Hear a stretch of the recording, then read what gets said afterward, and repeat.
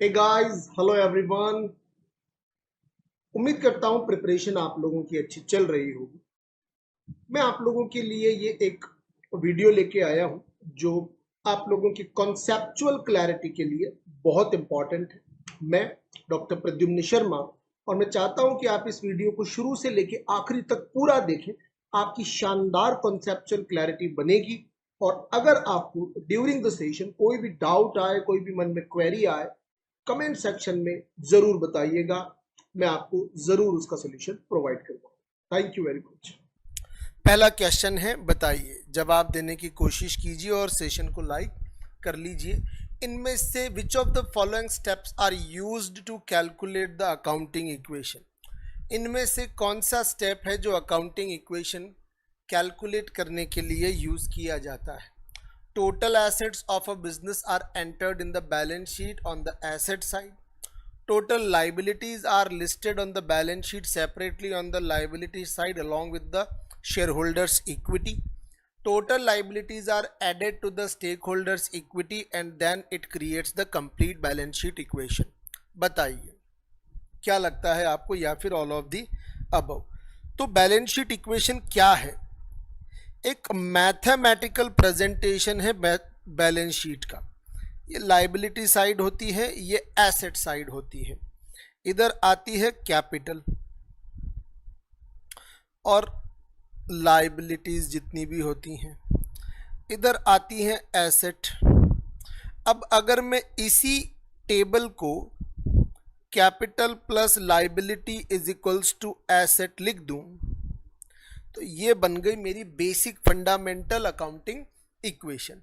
सो जो हमारा आंसर है वो क्या हो जाएगा? All of the above. ये सारी चीज़ें करनी होती है हमें अगर हमें क्रिएट करना है एक बैलेंस शीट इक्वेशन को।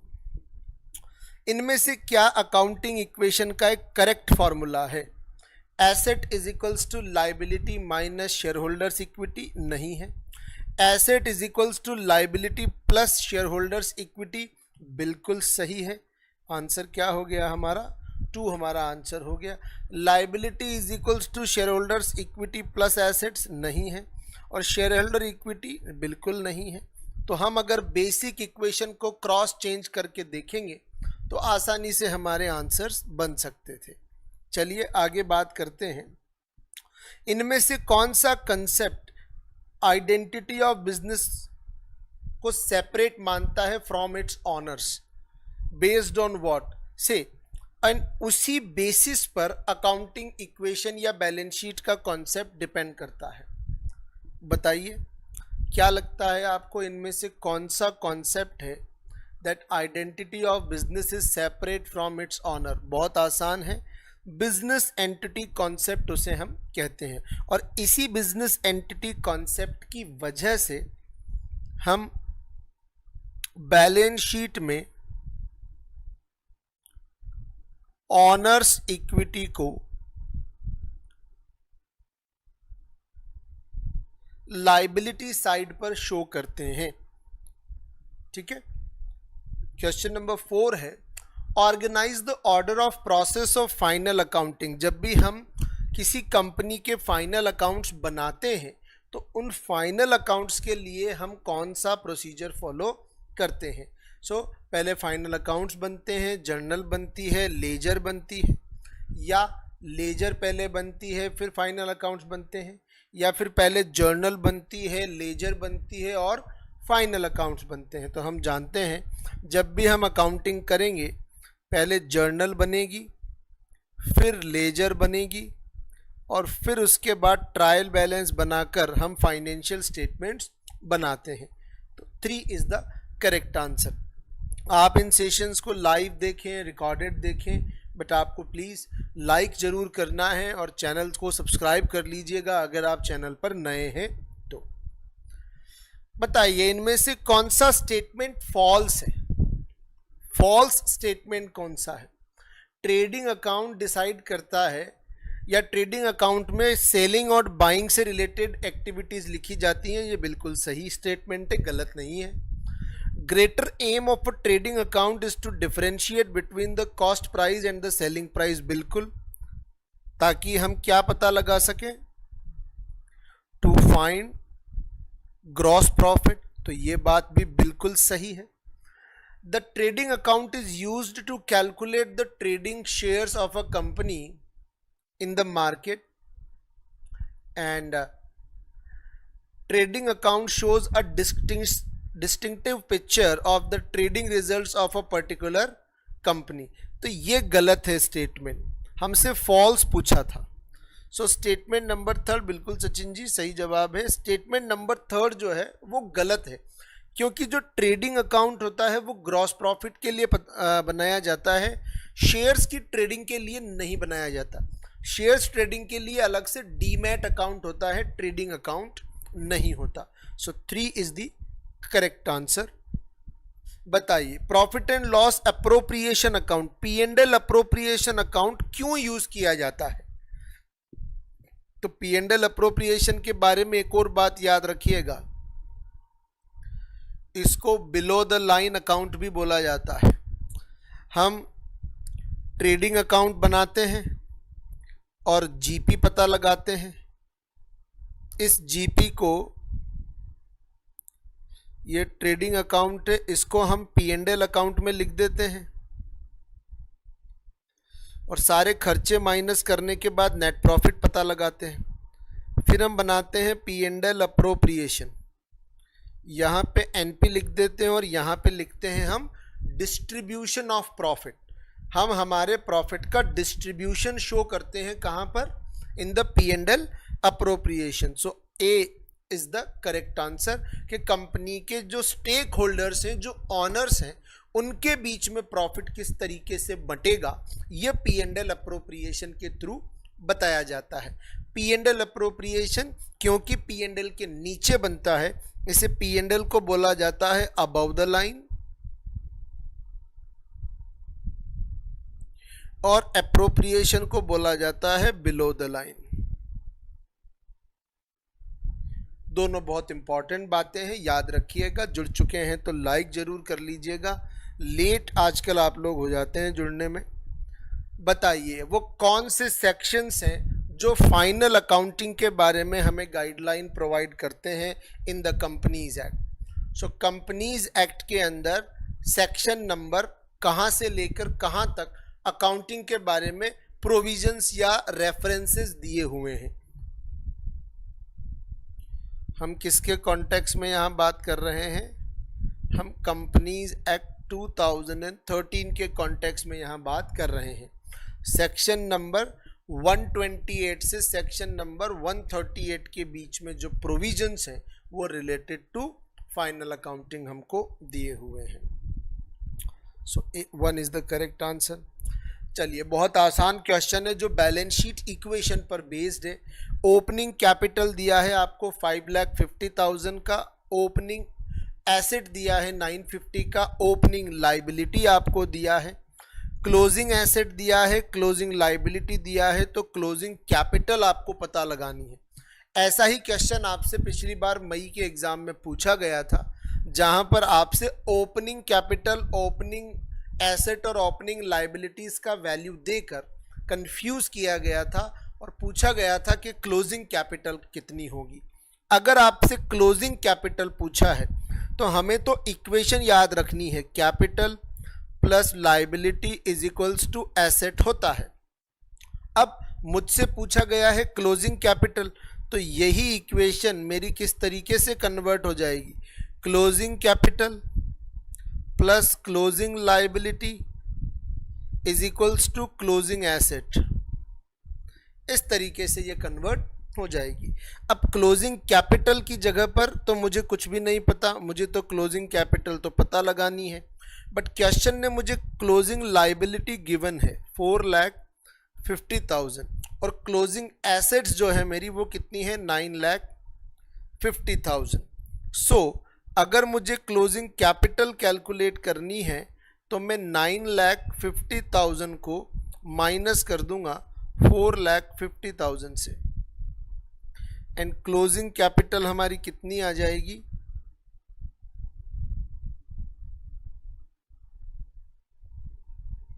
सॉरी, हमको क्लोजिंग एसेट्स कितनी दी हुई है? 12,50,000. This is 12,50,000. It's not 950. It was opening assets. Okay, so it was 12,50,000. So when I reduce the 4,50,000 from the 12,50,000, it comes to 8 lakh. 8 lakh का मेरा क्लोजिंग कैपिटल आएगा. A is my correct answer. बताइए, कहीं कोई doubt है, query है तो पूछिएगा. The liability of a business are, liability कितनी है? 2,30,000. कैपिटल कितना दिया हुआ है प्रोपराइटर का? 8,70,000. तो वापस से वही capital plus liability is equals to asset. ये बैलेंस शीट इक्वेशन है. अब मुझे गिवन है कैपिटल कितना? 8,70,000 का. मुझे लाइबिलिटीज गिवन है 2,30,000 की. तो एसेट कितनी आ जाएगी मेरी? मैं ऐड कर दूंगा. 11 lakh will be my asset. 11 lakh मेरी क्या हो जाएगी? एसेट हो जाएगी. बी मेरा एब्सोल्युटली करेक्ट आंसर होगा. लाइबिलिटीज दे रखी है मुझे 2,70,000 की. एसेट दे रखी है 870 की. ऑनर्स इक्विटी, याद रखिएगा ऑनर्स इक्विटी को ही कैपिटल भी कहा जाता है. ये दो अलग अलग चीजें नहीं है. तो वही capital plus liability is equals to asset. Capital मुझे नहीं पता, लाइबिलिटी मेरी 2,70,000 की है और एसेट मेरी 8,70,000 की है. तो कैपिटल कितनी हो जाएगी? 8,70,000 minus 2,70,000. So capital would be like 6 lakh rupees. 6 lakh रुपए का मेरा कैपिटल हो गया. सी मेरा क्या होगा? Correct answer. चलिए, पहला क्वेश्चन आपके सामने है, ये रहा. बताइए इनमें से क्या क्या करंट लाइबिलिटीज के सब हेडिंग्स में शामिल होता है. आप जब सेशन से जुड़ रहे हैं तो सेशन को लाइक जरूर कर लीजिए. मुझे पता है 2-3 दिन के गैप के बाद हम लोग मिल रहे हैं, थोड़ा बहुत लीनियंट हो सकता है आप लोग हों, बट आप चाहे इसे लाइव देखें, रिकॉर्डेड देखें, आपको लाइक और कमेंट जरूर करने हैं. आपको जरूर बताना है आंसर क्या है, क्योंकि उससे आपकी प्रिपरेशन कंपैरेटिवली बेहतर होगी. करंट लाइबिलिटीज के सब हेडिंग्स में क्या क्या शामिल होता है? पहली बात तो ये क्वेश्चन इस बात पे डिपेंड है कि आपको शेड्यूल 3 का जो बैलेंस शीट का पार्ट ए फॉर्मेट है या पार्ट 1 जो फॉर्मेट है वो आपको अच्छे से याद होना चाहिए. उसमें जब हम करंट लाइबिलिटीज के कॉलम को देखते हैं तो हमें उसके अंदर शॉर्ट टर्म बोरोइंग्स मिलेगी. करंट लाइबिलिटीज के अंदर हमें ट्रेड पेएबल्स उसके अंदर मिलेंगे, बिल्कुल मिलेंगे. शॉर्ट टर्म के प्रोविजंस हमें मिलेंगे, जी बिल्कुल मिलेंगे. उसके अलावा क्या हमें कोई शॉर्ट टर्म इन्वेस्टमेंट मिलेगा? नहीं, ये हमें करंट एसेट में मिलेगा. अदर करंट लाइबिलिटीज मिलेंगी. शॉर्ट टर्म लोन, मैंने कई बार आपको बताया है, लोन के साथ जब भी एडवांसेस लिखा हुआ मिले ये करंट एसेट है. ये वो पैसा है जो आपने दिया है, ठीक है. जो लिया है वो आपकी लाइबिलिटी है, जो आपने किसी को दिया है वो आपकी एसेट होती है. तो ए जो है हमारा करेक्ट आंसर इस क्वेश्चन का बन जाएगा. चलिए बात को आगे बढ़ाते चलते हैं और आप लोग भी जुड़ते चलिए और ज्यादा से ज्यादा लोगों को इसे फॉरवर्ड करते चलिए. बैलेंस शीट किस फॉर्मेट में बनानी होती है? अभी मैंने आपको थोड़ी देर पहले पिछले ही क्वेश्चन के एक्सप्लेनेशन में बताया. बैलेंस शीट हमें शेड्यूल 3 के पार्ट ए फॉर्मेट में बनानी होती है. Calls in arrear. Calls in arrear क्या है? शेयर कैपिटल पे वो पैसा जो कंपनी ने अपने इन्वेस्टर से मांगा लेकिन उसे नहीं मिला. आसान भाषा में याद रखने के लिए क्या बोलेंगे हम इसे? Money called but not paid by shareholder. Shareholder से वो पैसा नहीं दिया, उसे हम बैलेंस शीट में कहां दिखाएंगे? सो कॉल्स इन अरियर जो होती है, क्योंकि ये शेयर कैपिटल का पार्ट है, मतलब इसको अगर मैं पूरा लिखूं तो ऐसा मैं लिखता, part of share capital. Share capital का वो हिस्सा जो मांगा गया part of share capital called but not paid.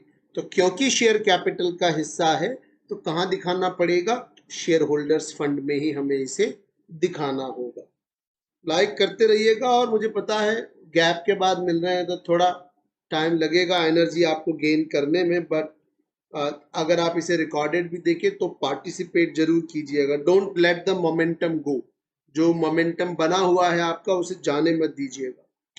बताइए, सिक्योरिटी प्रीमियम रिजर्व कंपनी की बैलेंस शीट में कहां दिखाएंगे? देखो मैंने इसीलिए बॉक्स बना दिया, नाम में ही क्या है, रिजर्व, तो दिखाएंगे भी कहां पर, रिजर्व में ही दिखाएंगे। और याद रखिएगा सेपरेट अलग से दिखाना पड़ेगा, मतलब रिजर्व एंड सरप्लस के हेडिंग में भी सिक्योरिटी प्रीमियम अमाउंट को आपको अलग से हाईलाइट करके दिखाना पड़ेगा। C is the correct answer. Tax के लिए प्रोविजन बनाया है कंपनी की बैलेंस शीट में, बताइए कहां आएगा वो, क्या है ये? टैक्स के लिए बनाया गया प्रोविजन है। Provision for tax appears in the companies balance sheet under which सब हेडिंग? तो जो भी प्रोविजन आप टैक्स के लिए बनाते हो, याद रखिएगा ये प्रोविजन एवरी ईयर यूज होता है, हर साल की टैक्स लाइबिलिटी के लिए हर साल क्या बनाया जाता है, प्रोविजन। तो किधर जाएगा ये, शॉर्ट टर्म प्रोविजंस के अंदर हमें इसको दिखाना पड़ेगा। एक साल का है इसीलिए शॉर्ट टर्म है, एक साल से ज्यादा होता तो हम इसे लॉन्ग टर्म में दिखा देते। चलिए एक ऐसा क्वेश्चन भी करते हैं, कई बार एग्जाम में आपसे इस तरीके के क्वेश्चन पूछ लिए जाते हैं। इंटरेस्ट है अक्रूड, अक्रूड का मतलब होता है मैंने कमा तो लिया but not due on borrowings, shows under the current liabilities. यहाँ पे इंटरेस्ट अक्रूड पेमेंट वाले के कॉन्टेक्स्ट में बात कर रहे हैं क्योंकि बोरोइंग्स पर हमें इंटरेस्ट देना होता है। सो ऐसा इंटरेस्ट जो आपने अक्रू कर लिया, मतलब उसकी लाइबिलिटी तो आपके ऊपर आ चुकी है, but not due on borrowings. तो कौन सा इंटरेस्ट हो गया ये एक तरीके से इंटरेस्ट का वो हिस्सा है जो आउटस्टैंडिंग है, आउटस्टैंडिंग इंटरेस्ट का हिस्सा जो आपने अभी तक पे नहीं किया, आउटस्टैंडिंग इंटरेस्ट। क्या हम करंट लाइबिलिटीज में दिखाएंगे? बिल्कुल दिखाएंगे। हर वो लाइबिलिटी, ये तो बिल्कुल सही बात है, which payment is expected to be made within 12 months from the date of balance sheet shall be treated as a current। ये भी बात बिल्कुल सही है। हर वो लाइबिलिटी जो 12 महीने के अंदर अंदर पे कर देनी होती है उसे हम किस कैटेगरी में डालेंगे? करंट लाइबिलिटी की कैटेगरी में डालेंगे। और ये स्टेटमेंट भी बिल्कुल एब्सोल्युटली करेक्ट स्टेटमेंट है। तो दोनों स्टेटमेंट करेक्ट है और रीजन जो है वो असर्शन को एक्सप्लेन भी कर रहा है, वो करंट लाइबिलिटी को एक्सप्लेन भी कर रहा है। सो ए हमारा बिल्कुल करेक्ट आंसर होगा। अकाउंटिंग स्टैंडर्ड 19 किससे रिलेटेड है? आपके अलग से एक पूरा चैप्टर है अकाउंटिंग स्टैंडर्ड 19 को लेकर, इसीलिए ये अलग से भी इंपॉर्टेंट है अकाउंटिंग स्टैंडर्ड। अकाउंटिंग स्टैंडर्ड 19 जो है वो किसकी बात करता है? लीज की बात करता है। लीजेस जो कॉन्सेप्ट है उसकी बात करता है। जब आप कोई property for the purpose of use एक तरीके से किसी से किराए पर लेते हो under the certain terms and conditions, तो उसे हम लीज बोलते हैं। दो तरीके की लीज मोटे मोटे तौर पर अकाउंटिंग स्टैंडर्ड 19 कवर करता है, operating lease and finance lease. ये दो तरीके की लीज होती है। बताइए accounting standard 26 again a separate accounting standard है, बहुत इंपॉर्टेंट है आपके एग्जाम के लिए। अकाउंटिंग स्टैंडर्ड 26 किसे कवर करता है? तो अकाउंटिंग स्टैंडर्ड 26 के बारे में कई बार अलग अलग मौकों पर मैंने आप लोगों को बताया है कि इंटेंजिबल एसेट्स जैसे कि गुडविल, पेटेंट, कॉपीराइट, इनकी अकाउंटिंग के लिए जो अकाउंटिंग स्टैंडर्ड फॉलो किया जाता है वो 26 अकाउंटिंग स्टैंडर्ड है। तो गुडविल की अकाउंटिंग अकाउंटिंग स्टैंडर्ड 26 से हमको देखने को मिलेगी। फिक्स एसेट अकाउंटिंग स्टैंडर्ड 10 है, डेप्रिसिएशन भी अकाउंटिंग स्टैंडर्ड 10 है, और अकाउंटिंग स्टैंडर्ड 1 है डिस्क्लोजर ऑफ अकाउंटिंग पॉलिसीज। याद रखिएगा, पहले थोड़े समय पहले डेप्रिसिएशन अकाउंटिंग स्टैंडर्ड 6 में कवर होता था, अब अकाउंटिंग स्टैंडर्ड 6 अकाउंटिंग स्टैंडर्ड 10 में मर्ज हो गया है। कंसोलिडेटेड फाइनेंशियल स्टेटमेंट जब आप बनाते हो as per the accounting standard 21, तो अकाउंटिंग स्टैंडर्ड 21 के अकॉर्डिंग बनाए जाने वाले कंसोलिडेटेड फाइनेंशियल स्टेटमेंट्स क्या ऑप्शनल है? प्राइवेट कंपनीज के लिए मैंडेटरी है? बिल्कुल नहीं। लिस्टेड कंपनीज के लिए मैंडेटरी है या सभी कंपनियों के लिए मैंडेटरी है? याद रखिएगा, वैसे अगर आप अकाउंटिंग स्टैंडर्ड 21 की रीडिंग्स देखोगे तो अकाउंटिंग स्टैंडर्ड 21 का जो कंप्लायंस है वो ऑप्शनल है, लेकिन इस क्वेश्चन में लिस्टेड कंपनीज के बारे में कहा गया है और लिस्टेड कंपनीज के लिए जब हम सेबी की गाइडलाइन फॉलो करते हैं तो सेबी कहता है कि आपको अकाउंटिंग स्टैंडर्ड 21 को कंपल्सरीली फॉलो करना पड़ेगा। तो जब आप जेनरिक तरीके से पढ़ेंगे तो आपको लिखा हुआ मिलेगा कई जगह पर that accounting standard 21 is optional, compliance with the 21 is optional. लेकिन क्योंकि लिस्टेड कंपनी की बात यहाँ ऑप्शन में की गई है तो ऑप्शनल के हिसाब से लिस्टेड कंपनीज के लिए ये क्या है? मैंडेटरी है। ठीक है, इनमें से कौन सा ट्रांजैक्शन स्पेसिफिकली इंक्लूड किया जाएगा कैश फ्लो में as per the accounting standard 3? As per the accounting standard 3 नीचे दिए 4 ट्रांजैक्शन में से वो कौन सा ट्रांजैक्शन है जो शामिल किया जाएगा in cash flow statement? Debt को इक्विटी में कन्वर्ट किया है, ना कैश आया है ना कैश गया है। कैश फ्लो कहता है सिर्फ उन्हीं ट्रांजैक्शन को लिखाया जाएगा जिसमें कैश या तो आ रहा है या कैश जा रहा है, क्योंकि अकाउंटिंग स्टैंडर्ड 3 कैश फ्लो को कैश बेसिस पर बनाने की बात करता है हमेशा। लीज पर आपने कोई एसेट खरीदी है, अगेन किराए पे उधार पे लिया है, तो अभी तुरंत तो कोई पैसा ना आया ना गया। Operating and non operating cash flow information देखते हैं। Purchasing a building by giving a mortgage, कोई चीज मैंने आपको गिरवी रखकर आपसे एक बिल्डिंग ले ली, ना कैश गया ना कैश आया। मैंने भी एसेट दी है, आपने भी एसेट दी है, एक तरीके से मॉर्टगेज क्रिएट किया है, बार्टर सिस्टम। ये भी नहीं है। आंसर क्या हो गया? तो याद रखिएगा इस क्वेश्चन का इंपॉर्टेंस क्या है। ये क्वेश्चन हमें बताता है कि कैश फ्लो जब स्टेटमेंट जब हम बनाएंगे तो चाहे ऑपरेटिंग इंफॉर्मेशन हो, चाहे इन्वेस्टिंग हो, चाहे फाइनेंसिंग हो, उन तीनों इंफॉर्मेशंस को यहाँ पर रिकॉर्ड किया जाता है। यहाँ पर नॉन ऑपरेटिंग का मतलब क्या है? नॉन ऑपरेटिंग से मतलब दो तरीके की इंफॉर्मेशन है, financing information and investing information. इनको भी कैश फ्लो स्टेटमेंट में लिखा जाता है। सी हमारा करेक्ट आंसर होगा। हे गाइस, उम्मीद करता हूं सेशन आप लोग बहुत अच्छे से एंजॉय कर रहे होंगे। अगर आपको लगता है कि आपकी प्रिपरेशन में थोड़ी सी कमी चल रही है, सुपर एलीट प्लान के साथ हमें जरूर ज्वाइन कीजिए। कोड यूज कीजिएगा पीडीवाई कोड आपको मैक्सिमम डिस्काउंट ऑफर करेगा। अगर आप सिर्फ मल्टीपल चॉइस क्वेश्चंस की प्रैक्टिस करना चाहते हैं तो क्रैकर बैच आप लोगों के लिए एक परफेक्ट गेटवे है। इस multiple choice question based course को आप ज्वाइन कर सकते हैं। अगेन कोड सेम रहेगा पीडीवाई, अगेन मैक्सिमम डिस्काउंट आपको मिलेगा। तो अगर आप कंटेंट एमसीक्यू दोनों प्रिपेयर करना चाहते हैं, go for the super elite plan. Believe me, it is going to be very beneficial for you. And अगर आप सिर्फ मल्टीपल चॉइस क्वेश्चंस प्रैक्टिस करना चाहते हैं, क्रैकर बैच के साथ जाइए। दोनों में से कोई भी कोर्स आप सब्सक्राइब करें, याद रखिएगा कोड पीडीवाई आपको बेनिफिट प्रोवाइड करेगा।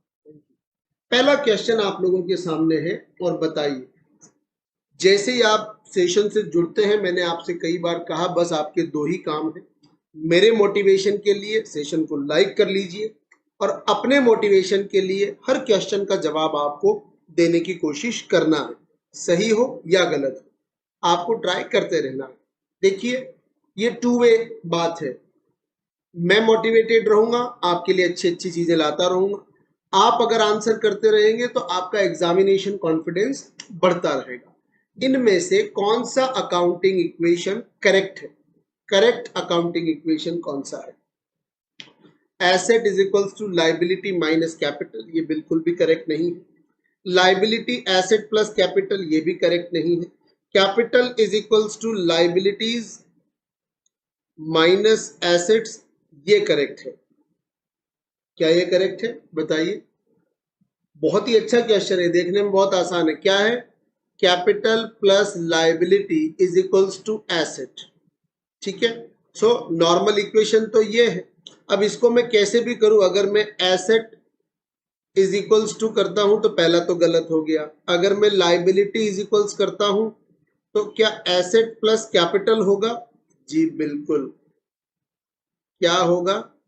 Liability is equals to asset plus capital. So B correct answer है। क्या करेक्ट है? बी करेक्ट आंसर है। चलिए सेकंड क्वेश्चन की तरफ हम लोग चलते हैं। ये बेसिक अकाउंटिंग इक्वेशन है, इसको आप क्रॉस एक्सचेंज करके एग्जाम में इवैल्यूएट कर सकते हो। बताइए इनमें से कौन सा अकाउंटिंग इक्वेशन इनकरेक्ट है? पिछले वाले में आपसे पूछा था करेक्ट कौन सा है, अब आपसे पूछा है इनकरेक्ट कौन सा है। तो हमें पता है capital plus liability is equals to asset, ये मेन इक्वेशन है। अब पहले वाले को टेस्ट करते हैं। Asset is equals to liability plus capital, ये तो मेन इक्वेशन है, तो ये तो करेक्ट इक्वेशन है। फिर हम liability is equals to asset minus capital करेंगे। Asset minus liability is equals to asset minus capital, ये भी करेक्ट है। Asset is equals to assets is equals to liability minus capital, नहीं प्लस कैपिटल होगा, ये गलत इनकरेक्ट है। तो आंसर हमारा क्या हो गया? सी जो है वो हमारा करेक्ट आंसर हो गया। हमसे इनकरेक्ट इसमें पूछा था। आपको कहीं भी कोई भी क्वेरी आए आप जरूर पूछिएगा, ठीक है। बताइए दोनों क्वेश्चन क्लियर हैं? मुझे लगता है पहले वाले में हमने कोई गलती तो नहीं कर दी। नहीं, हमने पहले वाले में कोई भी हमने गलती की है। देखिए जल्दबाजी में मुझसे भी मिस्टेक हो गई। एक बार फिर से अकाउंटिंग इक्वेशन के कॉन्सेप्ट को समझते हैं। Asset is equals to capital plus liability, ये पूरी अकाउंटिंग इक्वेशन है, ठीक है। तो हमसे पूछा है इनमें से कौन सी सही इक्वेशन है। सो पहली तो सही है नहीं क्योंकि माइनस है, तो ये तो गलत हो गया। अगर मैं लाइबिलिटी को बेस बनाता हूं तो liability is equals to asset minus capital equation होनी चाहिए। पहला तो इक्वेशन ये हो सकता है, ये दूसरा हो सकता है, तो ये भी गलत है। हमने बी जो है वो भी गलत है। तीसरे की बात करते हैं। अगर मैं कैपिटल को बेस बनाता हूं, capital is equals to asset minus liability, तो तीसरी जो इक्वेशन है वो भी गलत है क्योंकि यहां लाइबिलिटी पहले है। चौथी जो है asset is equals to capital plus liability, D correct answer है। सो पहले क्वेश्चन में हम जल्दबाजी में गलती कर गए, मैं करेक्ट करा रहा हूं उसे। हमको अकाउंटिंग इक्वेशन को लिखकर अलग अलग बेस से उसको रिकैलकुलेट करना चाहिए। तो देखिए ये बहुत इजी क्वेश्चन होता है एग्जाम में, बट हमसे जल्दबाजी में गलती हो सकती है, जैसे अभी मुझसे भी हो गई, हर किसी से हो सकती है एज ए ह्यूमन। तो याद रखिएगा, पेशेंस बड़ा रखिएगा एग्जाम में। सो डी बिल्कुल करेक्ट है पहले क्वेश्चन में और सी बिल्कुल करेक्ट है सेकंड क्वेश्चन में। थर्ड क्वेश्चन का जवाब दीजिए। इनमें से वो कौन सा ट्रांजैक्शन है जो liability side of the equation को इंपैक्ट डालेगा? तो हमारी जो एसेट है वो capital plus liability is equals to asset है। हमसे क्वेश्चन पूछ रहा है इनमें से वो कौन सा ट्रांजैक्शन है जो इस साइड पर इंपैक्ट डालेगा, इस पर्टिकुलर साइड। देखो goods purchased for cash, cash में आपने गुड्स खरीदे हैं तो आपके गुड्स बढ़ जाएंगे और आपका कैश कम हो जाएगा। गुड्स और कैश दोनों एसेट होते हैं। मैं आपको तरीका बता रहा हूं सोचना कैसे। गुड्स और कैश दोनों एसेट होते हैं, इसलिए लाइबिलिटी साइड पर कोई इंपैक्ट नहीं हो। मशीन परचेज की है तो मशीन बढ़ गई, कैश कम हो गया, ये दोनों भी एसेट है, तो इससे भी लाइबिलिटी साइड पे कोई इंपैक्ट नहीं होगा। डेटर से कैश मिला है तो डेटर कम हो गए और कैश बढ़ गया, ये दोनों भी क्या है, एसेट है। सैलरी आउटस्टैंडिंग, आपकी सैलरी बकाया है। आउटस्टैंडिंग सैलरी क्या होती है, करंट लाइबिलिटी होती है, करंट लाइबिलिटी। तो लाइबिलिटी साइड पे इंपैक्ट किससे आएगा, आउटस्टैंडिंग सैलरी से इंपैक्ट आएगा। लाइक जरूर करते रहिएगा, आप इसे लाइव देखें, रिकॉर्डेड देखें, बट ये बहुत ही इंपॉर्टेंट क्वेश्चन है एग्जाम में। इन्हीं बेसिस पर एनालिटिकल क्वेश्चंस आप लोगों से पूछे जाते हैं। तो आप लोग चाहे लाइव देखें या रिकॉर्डेड, कॉन्सेप्चुअल क्लैरिटी बनाए रखिएगा। डाउट आए तो चैट सेक्शन में बताइएगा, कमेंट सेक्शन में बताइएगा, मैं उन्हें भी चेक करता हूँ रेगुलर बेसिस पे। और लाइक जरूर करते रहिएगा। चैनल पर नए हैं तो सब्सक्राइब कर लीजिएगा। इनमें से कौन सा transaction both side of equation, मतलब capital plus liability is equals to asset, ऐसा कौन सा ट्रांजेक्शन है जो इस साइड को भी इंपैक्ट करेगा और इस साइड को भी इंपैक्ट करेगा। बिजनेस स्टार्टेड फॉर कैश, तो जब भी आप कैश से बिजनेस स्टार्ट करते हो तो आपका कैश बढ़ जाता है और आपकी कैपिटल भी बढ़ जाती है। ये एसेट है और ये लाइबिलिटी है। तो ए हमारा, लेकिन ऑल ऑफ दी अबव भी ऑप्शन में है, तो हमें चेक सभी को करना पड़ेगा। ये करेक्ट है। इनमें दोनों, ये एसेट साइड और ये लाइबिलिटी साइड, दोनों पे इंपैक्ट हो रहा है। मशीन परचेज की है आपने क्रेडिट पे, तो मशीन परचेज की है तो मशीन बढ़ गई, और क्रेडिट पे परचेज किया है तो लाइबिलिटी साइड में क्रेडिटर बढ़ गया आपका। तो ये भी ट्रांजेक्शन दोनों क्राइटेरिया को सेटिस्फाई करता है। गुड्स परचेज किए हैं क्रेडिट पे, गुड्स बढ़ गए तो एसेट बढ़ गई, और उधार खरीदा है तो क्रेडिटर बढ़ गए, ये भी जस्टिफाई करता है। तो आंसर क्या हो गया, डी हमारा आंसर हो गया। ये तीनों ही ट्रांजेक्शन एसेट और लाइबिलिटी दोनों पे इंपैक्ट डालते हैं। कैश आपने विड्रॉ किया है पर्सनल यूज के लिए, हमें पता है पर्सनल यूज के लिए जब भी कैश आप विड्रॉ करते हो तो उसे हम ड्रॉइंग्स बोलते हैं। बिजनेस से निकाला गया वो पैसा जो आपने पर्सनल यूज के लिए निकाला है उसे हम ड्रॉइंग्स बोलते हैं, ठीक है। 60,000 रुपीज निकालना है, उसका इंपैक्ट क्या होगा, कैश कम हो जाएगा, बिल्कुल सही बात है, कैश तो कम होगा ही होगा, और ऑनर की कैपिटल भी कम हो जाएगी। ए बिल्कुल करेक्ट आंसर है। देखिए एंट्री क्या होती है, ड्रॉइंग्स टू कैश, और जब हम बैलेंस शीट बनाते हैं तो इस ड्रॉइंग्स को कैपिटल में से लेस करके दिखाते हैं। तो कैश जब क्रेडिट होता है तो कैश भी कम हो गया और ड्रॉइंग्स माइनस हो गई तो कैपिटल भी कम हो गई। ए आपका बिल्कुल ही करेक्ट आंसर बन जाएगा। बहुत इंपॉर्टेंट क्वेश्चन है, याद रखिएगा। ड्राइंग्स का कॉन्सेप्ट और ड्राइंग्स का इंपैक्ट क्या होगा दोनों आपको समझ में आना चाहिए। एक व्यापारी ने अपने पर्सनल यूज के लिए बिजनेस में से पैसा निकाल लिया, अपने बेटे की फीस भरने के लिए बिजनेस से पैसा निकाल लिया, ये अलाउड नहीं। मशीन परचेज किया आपने क्रेडिट पे, उधार, भारत मशीनरी हाउस से जिनसे आपने खरीदा है, कितने की, 2 लाख। इसका इंपैक्ट क्या हुआ, उधार खरीदी आपने, मतलब आप इन्हें भविष्य में पेमेंट करेंगे, you will pay in future. Future में आप क्या करेंगे, इन्हें पेमेंट करेंगे। तो फ्यूचर में अगर आपको इन्हें पेमेंट करना है, मशीन परचेज की है, तो सबसे पहली बात तो एसेट बढ़ गई आपकी, बिल्कुल एसेट बढ़ गई आपकी, और लाइबिलिटी भी बढ़ गई क्योंकि फ्यूचर में आपको पेमेंट करना है। तो बी बिल्कुल करेक्ट आंसर हो जाएगा। मशीन के नाम पर तो एसेट बढ़ गई और भारत मशीनरी आपका क्रेडिटर बन जाएगा। भारत मशीनरी आपका क्या बन जाएगा, यहाँ पर क्रेडिटर। क्रेडिटर बनेगा तो आपकी लाइबिलिटी बढ़ जाएगी। और मशीन की वजह से आपकी जो है एसेट बढ़ जाएगी।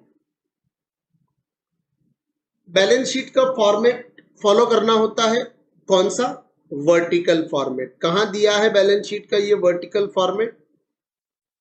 शेड्यूल 3 के पार्ट 1 में।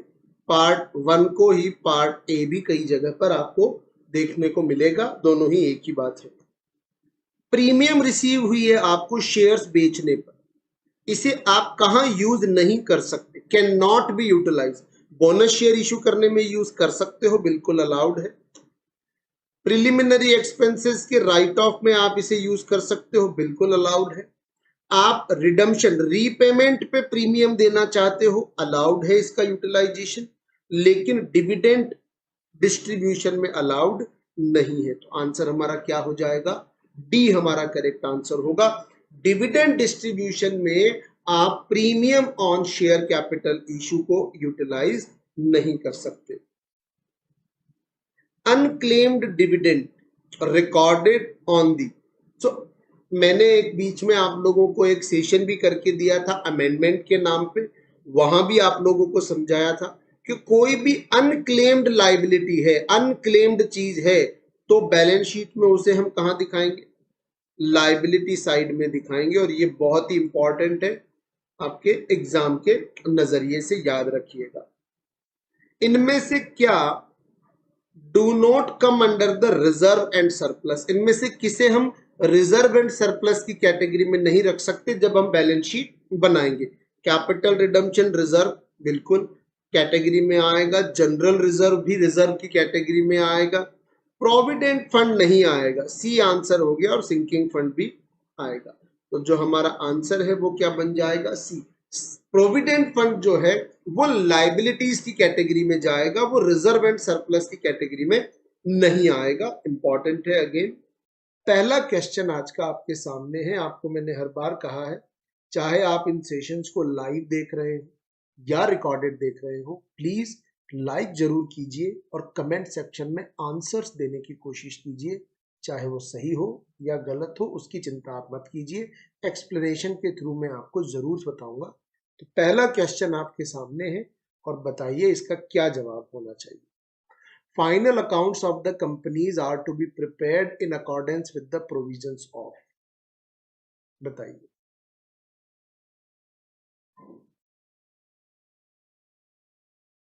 क्या लगता है आपको, कंपनीज के जो फाइनल अकाउंट्स है वो कौन से शेड्यूल के अकॉर्डिंग बनाए जाते हैं?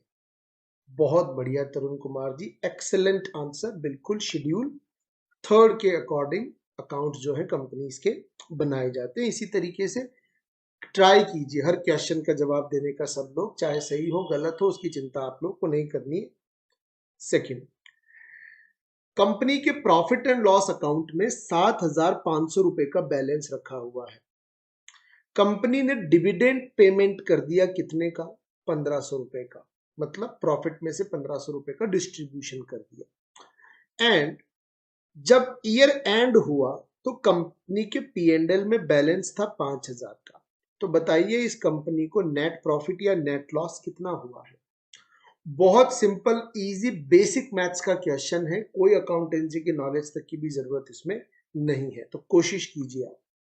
कितना बैलेंस था? 7,500 का। कितना बैलेंस था? 7,500 का। ये था ओपनिंग बैलेंस। इस ओपनिंग बैलेंस में से कितना डिविडेंड आपने साल भर में बांट दिया? इसमें से आपने बांट दिया, तो बांटेंगे तो प्रॉफिट कम होगा, डिस्ट्रीब्यूट कर दिया हमने, तो हमने इसमें से लेस कर दिया डिविडेंड। कितना डिविडेंड माइनस किया हमने? 1,500 रुपए का। बहुत बढ़िया तरुण कुमार जी, मुक्ता जी, वेरी गुड, बहुत बढ़िया आप लोगों ने। तो इस हिसाब से प्रॉफिट एंड लॉस में कितना बचना चाहिए था? 6,000। लेकिन एक्चुअली में क्लोजिंग बैलेंस कितना है? 5,000। देखो कोशिश बढ़िया की है आपने तरुण जी, मुक्ता जी, लेकिन समझिए बचना कितना चाहिए था? 6,000, लेकिन बचा कितना है? 5,000। इसका मतलब आपको क्या हुआ होगा? लॉस हुआ होगा। कितना लॉस हुआ होगा? तभी तो माइनस करेंगे तो कितना बचेगा? 5,000। तो आंसर क्या होगा हमारा? हमसे नेट इनकम या लॉस पूछा है, आंसर क्या होगा? ए। उम्मीद करता हूं अब एग्जाम में गलती नहीं करेंगे हम। जो अभी अभी तरुण जी और मुक्ता जी ने गलती की, और हिम्मत होनी चाहिए कि उसका आंसर भी हमने दिया। आप में से कई साथियों ने कैलकुलेट किया होगा बट आंसर नहीं दिया। मैं यही चाहता हूं कि आप वो आंसर्स दें ताकि एग्जाम में गलती ना हो। अब आप समझिएगा कि यही सिली मिस्टेक्स आपसे एग्जाम में भी होगी, पर अब नहीं होनी चाहिए। तो हमको इस तरीके से अरेंज करके देखना है कितना होना था और कितना है, डिफरेंस से पता लग जाएगा। अगर यहीं पे क्वेश्चन में आपको 5,000 की जगह दिया होता कि साहब 9,000 है, तो हमको पता लग जाता 3,000 की इनकम हुई है, तो हमारा आंसर 3,000 हो जाता। तो ये डिपेंड करता है कि क्वेश्चन में हमको किस तरीके की इंफॉर्मेशन गिवन है। क्लियर? चलिए अगले क्वेश्चन का जवाब दीजिए। लाइक देखिए, सब लोग जो है करते रहिएगा, लाइक करते रहिएगा, लाइक करने में कोई गलती नहीं होनी चाहिए।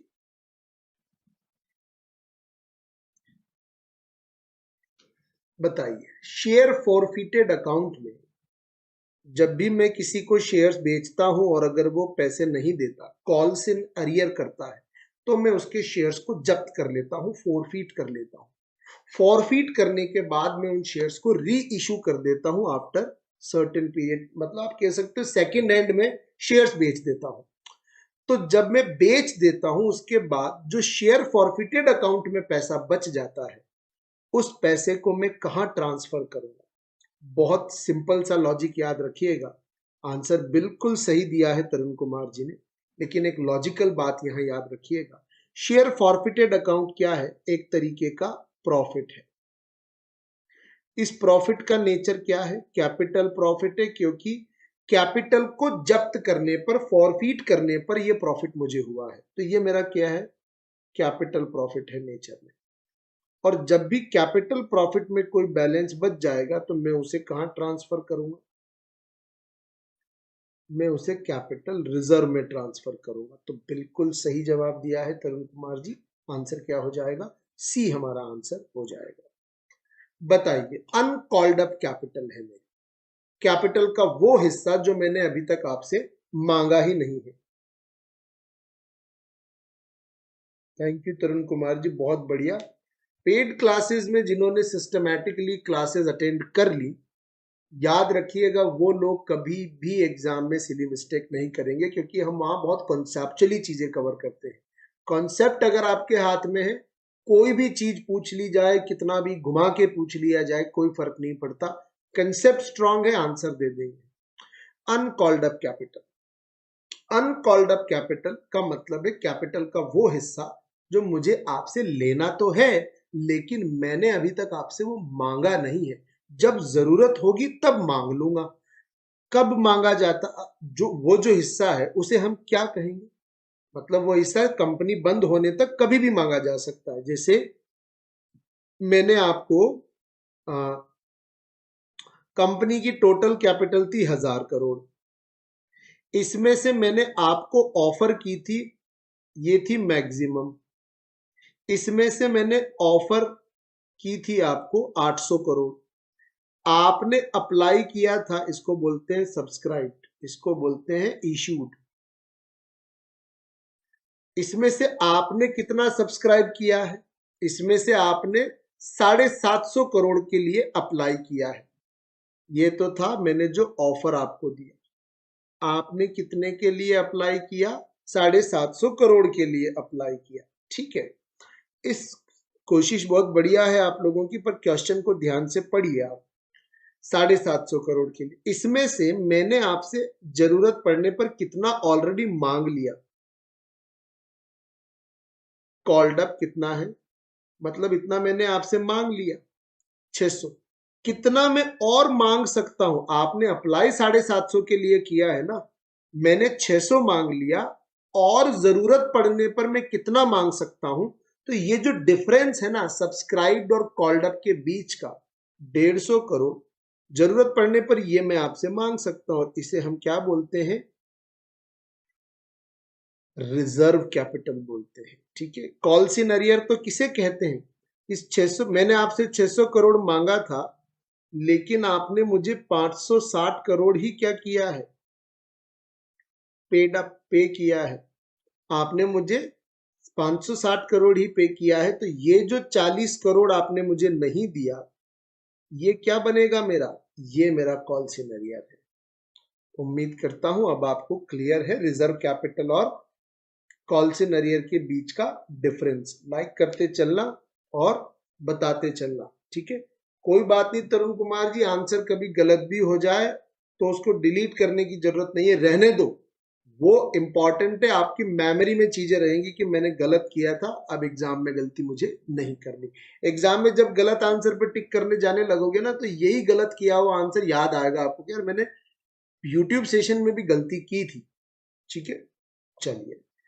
Expenses related to sale of goods, जब भी हम गुड्स बेचते हैं तो गुड्स को बेचने से रिलेटेड जो खर्चे होते हैं वो किस अकाउंट में हम दिखाते हैं? मतलब प्रोडक्ट से रिलेटेड जितने भी डायरेक्ट खर्चे होते हैं वो हम कहां दिखाते हैं?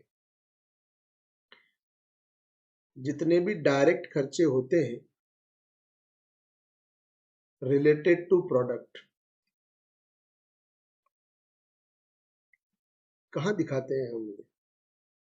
बताइए। उन्हें हम दिखाते हैं ट्रेडिंग अकाउंट के अंदर। ट्रेडिंग अकाउंट के अंदर हमको क्या पता लग जाता है? प्रोडक्ट पे कितना मुझे ग्रॉस प्रॉफिट हो रहा है। बहुत बढ़िया तरुण कुमार जी, बिल्कुल सही जवाब है आपका। चलिए अगले क्वेश्चन की बात करते हैं। बहुत अच्छा क्वेश्चन है। जितनी भी एडजस्टमेंट एंट्रीज होती हैं, एडजस्टमेंट एंट्रीज 4 होती हैं। कई बार बताया मैंने आपको, आउटस्टैंडिंग एक्सपेंसेस, प्रीपेड एक्सपेंसेस, इसके अलावा एक्रूड इनकम,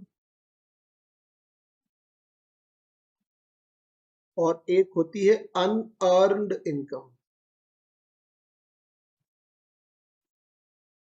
ये चारों जब भी किसी अकाउंटिंग एंट्री की जाएगी तो कितनी जगह पर इंपैक्ट डालती? क्या सिर्फ इनकम स्टेटमेंट पे इंपैक्ट डालती है? क्या सिर्फ बैलेंस शीट पे इंपैक्ट डालती है? दोनों पे इंपैक्ट डालती है? तो याद कीजिए, जब भी इनके बारे में मैंने आपको पढ़ाया है, मैंने आपको बताया है कि ये सभी 2 जगह इंपैक्ट डालती है। एक तो डालेगी ये पी एंड एल में, जो भी इनका कंसर्न खर्चा या इनकम होगी वहां पे इसको कभी ऐड और कभी लेस किया जाएगा। इसके अलावा बैलेंस शीट में भी ये कुछ इनमें से एसेट साइड में और कुछ इनमें से लाइबिलिटी साइड में दिखाना जरूरी है। तो बिल्कुल तरुण कुमार जी एब्सोल्युटली करेक्ट जवाब है, that is A and B both, दोनों जगह पर ये इंपैक्ट डालते हैं। अनअर्न्ड रेंट, रेंट का एक ऐसा हिस्सा जो आपको मिल तो गया है लेकिन इससे रिलेटेड सर्विसेज अभी आपको देना बाकी है। मतलब आसान भाषा में समझिए कि मैंने आपको अभी अप्रैल में ही मई, जून और जुलाई तक का किराया एडवांस दे दिया, 4 महीने का, अप्रैल का, मई, जून और जुलाई का। तो बताइए आपके लिए ये जो किराया है वो क्या है? क्या आपके लिए ये एक एसेट है? क्या आपके लिए ये एक लाइबिलिटी है? क्या ये खर्चा है या ये रेवेन्यू? तो याद रखिएगा, ये एक ऐसी चीज है जो अगर आपने मुझसे एडवांस में किराया ले लिया तो अब आप मुझे 4 महीने, आपकी जिम्मेदारी है कि आप मुझे अपने घर पर रहने देंगे, मना नहीं कर सकते अब आप। तो जब आपकी कोई चीज जिम्मेदारी बन जाए तो वो आपकी क्या बन जाती है? लाइबिलिटी बन जाती है। सी हमारा करेक्ट आंसर है। बताइए, how does failure to record accrued revenue, accrued revenue को रिकॉर्ड नहीं कर पाया, इसकी वजह से बताइए फाइनेंशियल पोजीशन पे क्या इंपैक्ट होगा? तो ऐसे क्वेश्चंस में जब भी हम जाएं तो हमको स्टेप बाय स्टेप जो है चीजें फॉलो करनी है। पहली बात तो ये एक्रूड रेवेन्यू है, मतलब एक ऐसी इनकम जिससे रिलेटेड मैंने काम तो कर दिया लेकिन मुझे अभी ये मिली नहीं है। आउटस्टैंडिंग रेवेन्यू कह सकते हो आप इसे। मतलब मैंने आपके ऑफिस में मार्च के महीने में काम तो कर लिया, लेकिन मुझे अभी तक मार्च की सैलरी नहीं मिली है। तो बताओ, अगर मैं मार्च की सैलरी एक कंपनी या मैं खुद या आप अपने आप को इस पिक्चर में रखिए कि आप अगर उस मार्च की सैलरी को अपने रेवेन्यू में लिखना ही भूल गए तो उसका इंपैक्ट क्या होगा?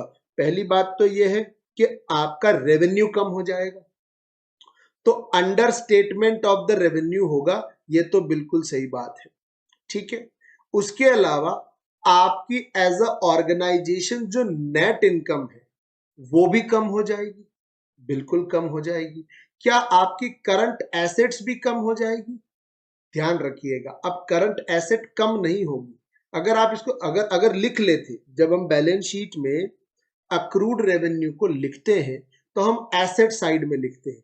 अब मैं लिखना भूल गया, मैं पी एंड एल के अंदर लिखता तो इसे रेवेन्यू में लिखता, इनकम में लिखता, क्रेडिट साइड में लिखना भूल गया तो इससे मेरा रेवेन्यू कम दिखता है, इससे मेरी इनकम भी, अब मेरा रेवेन्यू कम दिखेगा तो मेरा प्रॉफिट यानी नेट इनकम भी कम दिखेगी, ये भी कम दिखेगा। मैं जब बैलेंस शीट बनाता हूं तो मैं अक्रूड इनकम को एसेट साइड में लिखता हूं, यहां भी लिखना भूल गया मैं तो एसेट भी क्या हो गई, मेरी कम हो गई। तो देखो, रेवेन्यू भी कम होगा, इनकम भी कम होगी, करंट एसेट भी कम होगी। आंसर क्या बन जाएगा हमारा? ए हमारा आंसर इस केस में बन जाएगा। क्या नेट इनकम कम होगी? इक्विटी पे कोई इंपैक्ट इसका नहीं आता, इसलिए बी इनकरेक्ट है। कुछ बढ़ जाएगा, मैं लिखना भूल गया, रेवेन्यू को लिखना भूल गया, तो ओवर स्टेटमेंट तो हो ही नहीं सकता। Understates the current assets and overstates the, कुछ भी ओवरस्टेट नहीं होगा, इसलिए आंसर क्या है हमारा? ए जो है हमारा करेक्ट आंसर बनेगा। बताइए, क्लैरिटी है? इसको कंसेप्चुअली समझना, रट्टा नहीं मारना है। Premium received on issue of shares, मैंने 100 रुपए का शेयर 120 रुपए में बेचा है, मैं प्रीमियम रिसीव हुई है शेयर बेचकर। मैं कहां दिखाऊंगा उस प्रीमियम को? बताइए। ये जो सिक्योरिटी प्रीमियम के नाम से पैसा मिलता है, ये सिक्योरिटी प्रीमियम के नाम से जो पैसा मिलता है, इसे मैं बैलेंस शीट में कहां दिखाता हूं? क्या एसेट साइड में, लाइबिलिटी साइड में, क्रेडिट साइड में, डेबिट साइड में? कहां दिखाता हूं मैं इसको? और इसमें आपको मैं एक छोटा सा होमवर्क भी देता हूं, आप मुझे कमेंट सेक्शन में बताइएगा।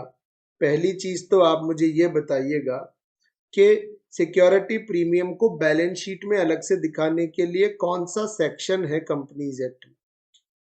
दूसरी बात आप मुझे बताइएगा कि सिक्योरिटी प्रीमियम के कितने यूज है कंपनीज एक्ट के हिसाब से, ये बहुत इंपॉर्टेंट है दोनों चीजें।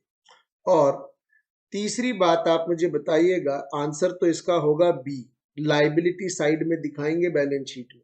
तो आपको मुझे तीसरी चीज कमेंट सेक्शन में बतानी रहेगी कि मैं लाइबिलिटी साइड में तो दिखाऊंगा, लेकिन लाइबिलिटी साइड के किस सेक्शन में, विच कॉलम, मतलब वो कॉलम किस नाम से बनता है, किस कॉलम में मैं इसे शो करूंगा। ये 3 जवाब आपको मुझे कमेंट सेक्शन में देने हैं। देखो, प्रीमियम पे जो पैसा मिला है ये कंपनी के मालिकों ने दिया है, कंपनी के मालिकों का पैसा कंपनी को वापस लौटाना पड़ता है, इसीलिए इसको लाइबिलिटी साइड में हम बैलेंस शीट में दिखाएंगे। बताइए, बहुत अच्छा क्वेश्चन है। जब भी कोई कंपनी शेयर बेचती है तो एप्लीकेशन मनी के नाम पर मिनिमम कितना रुपया लेना जरूरी है? याद रखिएगा, 5% of the face value of the share आपको लेना जरूरी है। कितना लेना जरूरी है? 5% of the face value of the shares. So guys, अगर आपको ये समरी रिवीजन अच्छा लग रहा हो और इसकी मल्टीपल चॉइस क्वेश्चंस की प्रैक्टिस आप लोगों को करनी हो तो आप मुझे JIB के multiple choice question cracker batch में ज्वाइन कीजिए। आप लोग जानते हैं, जब आप इसे ज्वाइन करें तो एक छोटा सा कोड है PDY, उसे आप यूज करें और इस कोर्स पर आप बहुत अच्छा डिस्काउंट पा सकते हैं। मैक्सिमम डिस्काउंट आपको इस कोड से मिल जाएगा, आप मुझसे डायरेक्टली कनेक्ट भी कर पाएंगे। अगर समरी आपको अच्छी लग रही है तो इसी के ऊपर बेस्ड सारे topic wise multiple choice questions के लिए आप मुझे ज्वाइन कर सकते हैं इस क्रैकर्स बैच के अंदर। कोड याद रखिएगा, ये कोड आपको मैक्सिमम बेनिफिट भी देगा। इंग्लिश मीडियम वाले बच्चों के लिए अलग बैच है, एंड बाइलैंग्वेज के लिए अलग बैच है। Thank you. प्रीमियम है, जब शेयर बेचने पर प्रीमियम दी जाती है तो उस प्रीमियम का यूज कंपनी इनमें से किस काम में कर सकती है? सेक्शन 52 याद रखना है। सेक्शन 52 पे प्रीमियम की यूज को डिफाइन करता है। बताइए, डिविडेंड डिस्ट्रीब्यूशन में काम में लिया जा सकता है क्या प्रीमियम के पैसे को? Writing of the capital losses में काम में लिया जा सकता है क्या? जनरल रिजर्व में ट्रांसफर किया जा सकता है, या डायरेक्टर्स को फीस देने के काम में लिया जा सकता है? जैसे ही आप सेशन से जुड़ रहे हैं, प्लीज लाइक जरूर सब लोग करते रहिए और जवाब देते चलिए। देखिए, आप ध्यान से समझिए, शेयर बेचने पर जो प्रीमियम आपको मिलती है वो एक तरीके का कैपिटल प्रॉफिट है, और कैपिटल प्रॉफिट जो है उसका यूज कभी भी डिविडेंड देने में नहीं हो सकता। उसका यूज कभी भी रिजर्व क्रिएट करने में, कौन सा रिजर्व? जनरल रिजर्व क्रिएट करने में नहीं हो सकता। डायरेक्टर्स को फीस देने में भी नहीं हो सकता। लेकिन आप अपने कैपिटल प्रॉफिट से कैपिटल लॉस को राइट ऑफ कर सकते हो। कैपिटल लॉस को ही दूसरी भाषा में प्रिलिमिनरी एक्सपेंसेस का नाम दिया जाता है। तो आंसर हमारा बी होगा। तरुण कुमार जी, रेड्डी साहब, कोशिश बहुत बढ़िया है। आप लोगों ने बहुत सही दिमाग लगाया कि सर आपने बताया था रिजर्व एंड सरप्लस के कॉलम में सिक्योरिटी प्रीमियम दिखाते हैं, लेकिन रिजर्व एंड सरप्लस और जनरल रिजर्व एक ही चीज नहीं है, ये दो अलग अलग चीजें हैं। उम्मीद करता हूं अब आपका कंफ्यूजन दूर हो जाएगा। सेकंड क्वेश्चन का अगर कंफ्यूजन दूर हो गया हो तो जवाब चैट सेक्शन में जरूर दीजिएगा कि क्यों सी आंसर नहीं है और क्यों बी जो है वो करेक्ट आंसर है। बताइए, सेकंड क्वेश्चन का जवाब दीजिए। प्रेफरेंस शेयर होल्डर्स को वोटिंग का राइट मिल जाता है अगर उनके डिविडेंड नहीं दिए जाएं, कितने पीरियड तक? Up to how much time period अगर हम डिविडेंड नहीं देते हैं प्रेफरेंस शेयर होल्डर्स को तो उन्हें वोटिंग का राइट मिल जाता है? बताइए, dividend in arrear preference share holders को वोटिंग राइट देता है after how much time period? चलिए, कोशिश करते रहिए, लाइक करते रहिए, जवाब देते रहिए, यही है हमारा जीवन। इसी का मौज उठाइए और बताइए। मैं कई बार कह चुका हूं, चाहे लाइव देखें आप, रिकॉर्डेड देखें, सही गलत की परवाह आपको नहीं करनी, आपको बस जवाब देते चलना है। बहुत बढ़िया तरुण कुमार जी, कोशिश बढ़िया है। आंसर क्या होगा लेकिन? ए, 2 साल के बाद। आफ्टर सचिन जी, बहुत बढ़िया कोशिश है। 2 साल अगर आपने प्रेफरेंस शेयर होल्डर्स को डिविडेंड नहीं दिया तो उन्हें फिर वोटिंग राइट मिल जाता है। इंपॉर्टेंट है रेड्डी साहब, बहुत बढ़िया आपने कोशिश की, बट जवाब याद रखिएगा 2 ईयर स्टैटिक क्वेश्चन है, कंपनीज एक्ट में क्लियरली कहा गया है, इसीलिए हमें इसे याद रखना है। तीसरे की कोशिश कीजिए, इसका जवाब जल्दी से आना चाहिए और सही भी होना चाहिए। एक पब्लिक कंपनी बनाने के लिए कम से कम कितने लोगों की जरूरत लगेगी? बताइए, जवाब देते चलिए। बहुत बढ़िया संदीप जी, बाकी लोग भी जवाब देते चलिए। क्विक, वेरी गुड, बहुत बढ़िया तरुण कुमार जी, बिल्कुल सही जवाब है। एक पब्लिक कंपनी बनाने के लिए मिनिमम 7 लोग और एक प्राइवेट कंपनी बनाने के लिए मिनिमम 2 लोग और एक 1 पर्सन कंपनी बनाने के लिए 1 बंदे की जरूरत पड़ती है। तरुण जी, सचिन जी, रेड्डी साहब, बिल्कुल सही जवाब दिया है। वेरी गुड, इसी तरह से लगे रहिए और लाइक करते रहिए। बहुत ही मजेदार क्वेश्चन है, आपके फंडामेंटल्स को क्लियर भी करेगा। क्वेश्चन ध्यान से समझिएगा तो आंसर आपको बहुत इजीली पकड़ में आ जाएगा। देखिए, ध्यान से सुनिएगा। 12,000 शेयर से 100 रुपए वाले कंपनी ने जब्त कर लिए, फोरफीट कर लिए, क्योंकि आपने उन पर 40 रुपए का पेमेंट नहीं किया। ठीक है, 30 रुपए की जो कॉल थी वो अभी तक हमने की ही नहीं, मतलब 70 रुपए मैंने आपसे मांगे थे 12,000 शेयर्स पर, उसमें से आपने 40 रुपए का पेमेंट मुझे अभी तक किया ही नहीं है और बाकी के 30 रुपए आपने मुझे पे कर दिए हैं। हुआ क्या, मैंने आपके ये शेयर्स जब्त कर लिए और 70 रुपए पर वापस बेच दिए। कितने शेयर्स थे? 12,000। कितने रुपए पर बेच दिए? 70 रुपए पर। आपसे बड़ी सिंपल री इशू की एंट्री पूछी है, बाकी जो पूरी कहानी आपको दी गई है ना क्वेश्चन में, 40 दिए, 30 नहीं दिए, 30 आपने मांगे ही नहीं, 30 का पेमेंट कर दिया, सब आपको बेवकूफ बनाने के लिए आपसे पूछा है री इशू की एंट्री क्या होगी। तो भैया 12,000 शेयर्स पर 8,40,000 रुपए कंपनी को मिले हैं। जब भी पैसा मिलता है बैंक अकाउंट डेबिट हो जाता है और शेयर कैपिटल का जो अकाउंट होता है वो क्रेडिट हो जाता है। 8,40,000 की मुझे सिर्फ एक ही जर्नल एंट्री यहां पर दिख रही है। It's as simple as that. अब अगर इस क्वेश्चन की बाकी की डिटेल में आप उलझ के रह जाते तो जो बात उसने पूछी है उस पर आपका ध्यान ही नहीं जाता।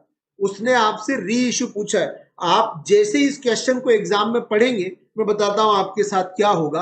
आप फोरफिटेड पढ़ते ही या तो आगे पढ़ेंगे ही नहीं, अगले क्वेश्चन पे चले जाएंगे, सोचेंगे हमसे तो नहीं होगा, ये तो डिफिकल्ट वाली बात है। क्वेश्चन पूरा पढ़िएगा। हो सकता है डिफिकल्ट की शक्ल में आपसे बहुत आसान सी चीज पूछ ली गई हो। सिंपल कैलकुलेशन थी, 12,000 शेयर हैं, 70 रुपए के भाव पे बेच दिए, कितना पैसा मिला कंपनी को? 8,40,000 रुपए मिला। चलिए आगे बात करते हैं। एक कंपनी है, 40,000 प्रेफरेंस शेयर बेचना चाहती है, 100 रुपए का एक शेयर है, एप्लीकेशन पे 20%, 100 रुपए का 20% कितना होता है? 20 रुपए। अलॉटमेंट पे कितने रुपए मांगे हमने आपसे? 40 रुपए। और बचे हुए 40 रुपए कब मांग लिए? फाइनल कॉल पे मांग लिए। 40,000 बेचना चाहते थे पर एप्लीकेशन कितनी आ गई? 50,000 की। तो भैया आपने एप्लीकेशन पे लोगों से कितना रुपया ले लिया होगा? 50,000 इंटू मल्टीप्लाई बाय 20। 50,000 को 20 से मल्टीप्लाई कर दिया हमने, 10 लाख रुपए आपने ले लिए। किस पर? एप्लीकेशन। चलो आगे देखते हैं क्वेश्चन ने हमसे क्या पूछा है। हमने अलॉटमेंट प्रोराटा किया है। प्रोराटा का मतलब होता है प्रपोर्शनेट, क्योंकि अब ज्यादा आ गया ना, 40,000 शेयर देने हैं लेकिन एप्लीकेशन 50,000 की आ गई। अब मुझे प्रपोर्शनेटली शेयर देने हैं। जिस आदमी ने 5 शेयर के लिए अप्लाई किया होगा मैं उसे 4 शेयर दे दूंगा। सिंपल है। हमसे बड़ी सिंपल सी बात पूछी है, बताइए अलॉटमेंट पर आपको कितना रुपया मिला होगा? तो साहब एप्लीकेशन पे हमको मिल गया 10 लाख, लेकिन मेरे पास देने के लिए शेयर सिर्फ कितने थे? तो मुझे एप्लीकेशन पे लेना कितना था लोगों से? सिर्फ 8 लाख। ले कितना लिया? 10 लाख। 8 लाख अगर मैंने यहां से माइनस किए तो मैंने एप्लीकेशन पर आप लोगों से कितना रुपया ज्यादा ले लिया? एक्सेस कितना ले लिया मैंने आप लोगों से? 2 लाख रुपए ज्यादा ले लिया। 40,000 शेयर पर 20 रुपए के भाव से 8 लाख ही लेने थे, पर मैंने आपसे 10 लाख ले लिए। आप क्या कहोगे? 2 लाख रुपए अलॉटमेंट में एडजस्ट कर लेना। अलॉटमेंट पे 40 रुपए के भाव से 40,000 शेयर्स पर मैं आपसे कितने रुपए ले सकता हूं? सिर्फ मैं आपसे 16 लाख रुपए ले सकता हूं, लेकिन कितना मुझे एडजस्ट करना है? 2 लाख रुपए मुझे एडजस्ट करना है। तो बचा हुआ अमाउंट कितना रिसीव हुआ होगा? मुझसे यही तो पूछा है, कैश में अलॉटमेंट पे कितना मिला? 14 लाख रुपए मुझे अलॉटमेंट पे मिला। आंसर क्या हो जाएगा? ए। ये मोस्ट डिफिकल्ट लेवल जो आपसे आपके एग्जाम में पूछा जा सकता है कि अमाउंट्स को कैसे एडजस्ट करना है इन टर्म्स ऑफ कैलकुलेशन। चलिए अगले की बात करते हैं। अगले पे जाएं उसके पहले ये उन साथियों के लिए इंफॉर्मेशन है जिनका पिछले अटेम्प्ट में अगर एएफएम का पेपर पेंडिंग है, या जो साथी हमारे साथ सिर्फ एएफएम की प्रिपरेशन करना चाहते हैं, वो हमें JIB AFM कंप्लीट बैच में PDY कोड के साथ ज्वाइन कर सकते हैं। उन्हें AFM के पेपर के सभी कंटेंट और क्लासेस का एक्सेस इसमें मिलेगा।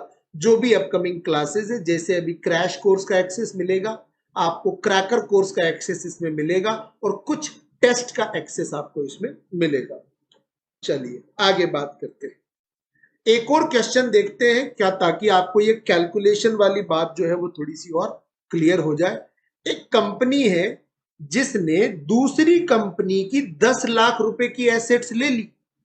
3 लाख रुपए की लाइबिलिटी ले ली। ये सब लेने और देने के बदले में मैंने, मान लीजिए मैं गोल्डन फायर वर्क्स लिमिटेड हूं, मैंने आपको परचेज कंसिडरेशन के नाम पे कितने रुपए दिए हैं? कितना तय हुआ है हमारे बीच में कि मैं आपको 12 लाख रुपए दूंगा। इसके बदले में आपने कहा कि आप जो 12 लाख रुपए हमें देने वाले थे ना, उसमें से 2 लाख रुपए के तो हमारे क्रेडिटर्स को पेमेंट कर देना, बिल्स पेएबल पे कर देना। मतलब मैं आसान बनाऊं आपके लिए, तो परचेज कंसिडरेशन आपके और मेरे बीच में कितना तय हुआ, ये सब आपको कंफ्यूज करने के लिए दिया है 10 लाख और 3 लाख। आखिरी में सौदा कितने पे तय हुआ? 12 लाख पे। इस 12 लाख रुपए में से आपने मुझे कहा कि बिल्स पेएबल एडजस्ट कर लेना, हमारा आप पे कर देना। तो अब मैं आपको सिर्फ कितने रुपए दूंगा? 10 लाख रुपए। आपने कहा इस 10 लाख रुपए के बदले में मुझे आपकी कंपनी के शेयर्स दे देना 100 रुपए वाले 25% प्रीमियम पर। मतलब एक शेयर का प्राइस कितना हो गया? 125 रुपए हो गया। आसान बात है। मुझे आपको पेमेंट कितना करना है? 10 लाख का। एक शेयर कितने का दूंगा? 125 का। तो आपसे पूछा है कि पहले तो आपसे तो सिक्योरिटी प्रीमियम का अमाउंट पूछा है, टोटल अमाउंट निकालने के लिए मुझे पहले निकालना पड़ेगा मैंने आपको शेयर्स कितने दिए। तो करो, 10 लाख को 125 से डिवाइड करो साहब। मैंने आपको कितने शेयर्स दिए हैं? 8000। अब आपको दिख रहा है एक शेयर पर 100 रुपए तो उसकी प्राइस थी और 25 रुपए किसके थे? प्रीमियम की। तो 8000 शेयर्स पर प्रीमियम का कितना अमाउंट पे करूंगा मैं? 8000 मल्टीप्लाई बाय 25 कर लो, कितना हो गया? 2 लाख रुपए। तो 2 लाख रुपए में पे करूंगा आपको प्रीमियम के नाम पर। हमारा आंसर क्या हो जाएगा? 8000। 8000 तो शेयर्स आए सचिन जी, बिल्कुल सही। अमाउंट कितना आ गया सिक्योरिटी प्रीमियम के नाम पे? 2 लाख रुपए। उम्मीद करता हूं एक्सप्लेनेशन क्लियर है। न्यूमेरिकल वाले एक्सप्लेनेशंस पे मैं उम्मीद करूंगा आप लोग मुझे कंटिन्यूअसली यस या नो बोलते चले, ताकि मुझे भी कॉन्फिडेंस आता चले कि आपको कैलकुलेशन समझ में आ रही है। अगेन एक कंपनी है एबी लिमिटेड, इन्होंने XY लिमिटेड से 4,50,000 की एक मशीन खरीदी है। इमीडिएटली कितना पे कर दिया? 90,000 तो नकद लो, हमने पे कर दिया आपको, ये पकड़ो 90,000, है ना। और मैंने कहा कि जो पैसा बच गया 4,50,000 माइनस 90,000 तो तुरंत पे कर दिया, कितना बचा? 3,60,000 बचा। इसके लिए मैंने क्या कहा कि मुझे प्रेफरेंस शेयर दे दो आप 100 रुपए वाले 20% भाव पे। फिर वही बात, 100 रुपए का शेयर कितने पे देना है? 120 पे। तो 120 से डिवाइड कर दिया मैंने। कितने शेयर देने पड़ेंगे बताइए? 3,60,000 डिवाइडेड बाय 120। कितने प्रेफरेंस शेयर देने पड़ेंगे? 3000 प्रेफरेंस शेयर देने पड़ेंगे। आंसर क्या हो गया हमारा? ए। 450 में से 90 बचे हुए 360 के लिए मैं 100 रुपए वाला शेयर आपको 120 रुपए पे दे रहा हूं। मैंने 3000 शेयर्स निकाल लिए। 3000 आएंगे, 30,000 आएंगे क्या? एक बार कैलकुलेशन कर लो, मुझसे गलती हो गई क्या कुछ? 3000 ही आएंगे, ठीक है। 3000 शेयर्स आएंगे। क्लियर? चलिए, कैश डिपॉजिट कराया, इसका जवाब आना चाहिए। आप सब बैंक वाले आदमी हो हमारे। कैश डिपॉजिट कराया है बैंक में, मैच्योरिटी डेट 2 महीने बाद की। तो बताइए, बैंक के कैश फ्लो स्टेटमेंट में, मैं बैंक के नजरिए से पूछता हूं पहले, बैंक के कैश फ्लो स्टेटमेंट में ये डिपॉजिट किधर लिखा जाएगा? इन्वेस्टमेंट एक्टिविटी में, फाइनेंसिंग एक्टिविटी में, कैश या कैश इक्विवेलेंट में, या ऑपरेटिंग एक्टिविटी में? बताइए, बैंक के लिए कैश डिपॉजिट किस कैटेगरी में आएगा?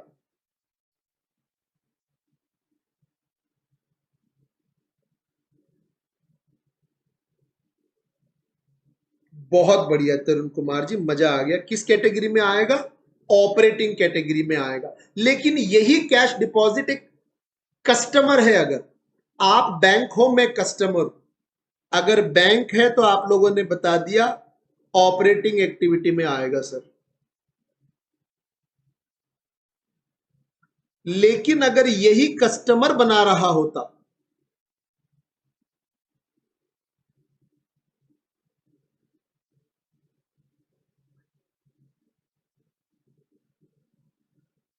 तो कस्टमर के लिए किस कैटेगरी में जाएगा, क्या लगता है आपको? बहुत बढ़िया सचिन जी, रेड्डी साहब, बिल्कुल सही जवाब है।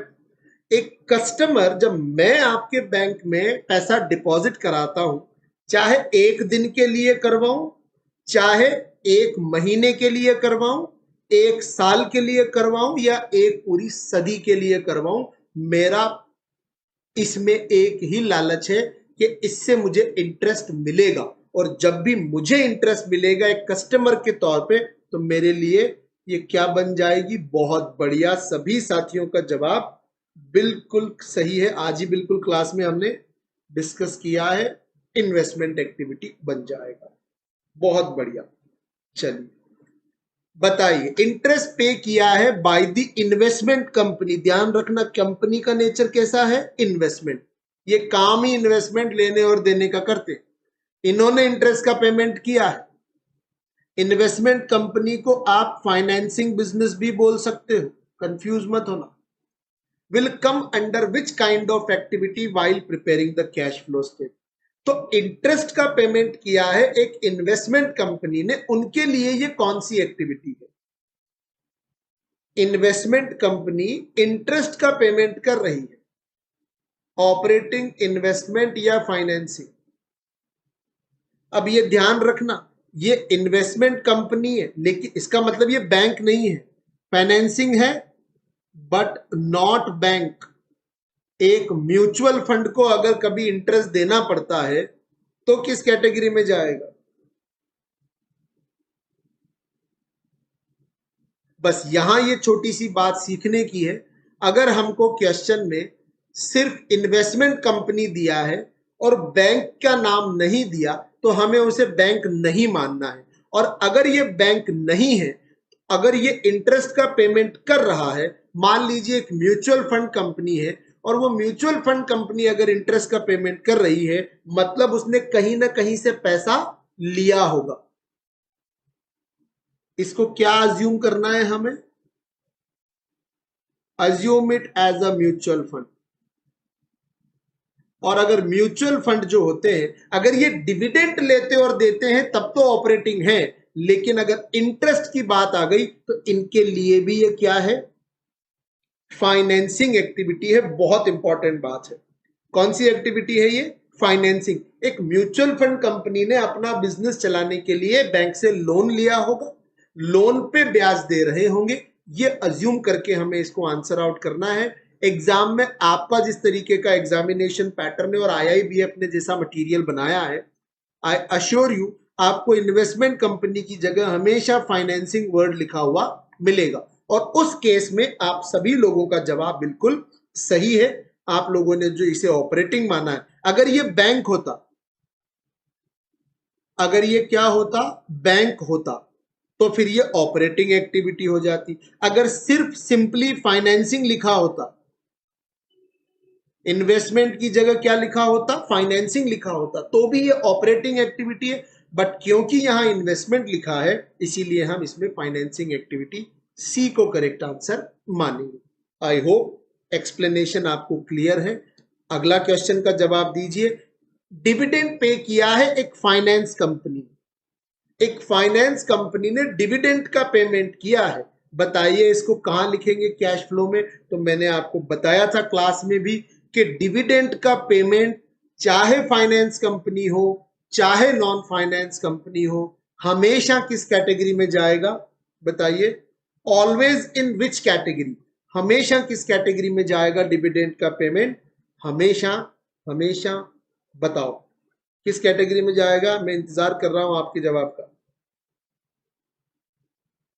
It will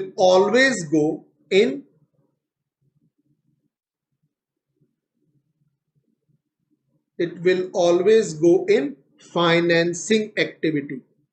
बिल्कुल बिल्कुल रेड्डी साहब, सचिन जी, बिल्कुल सही जवाब है। ये हमेशा फाइनेंसिंग एक्टिविटी के अंदर जाएगा।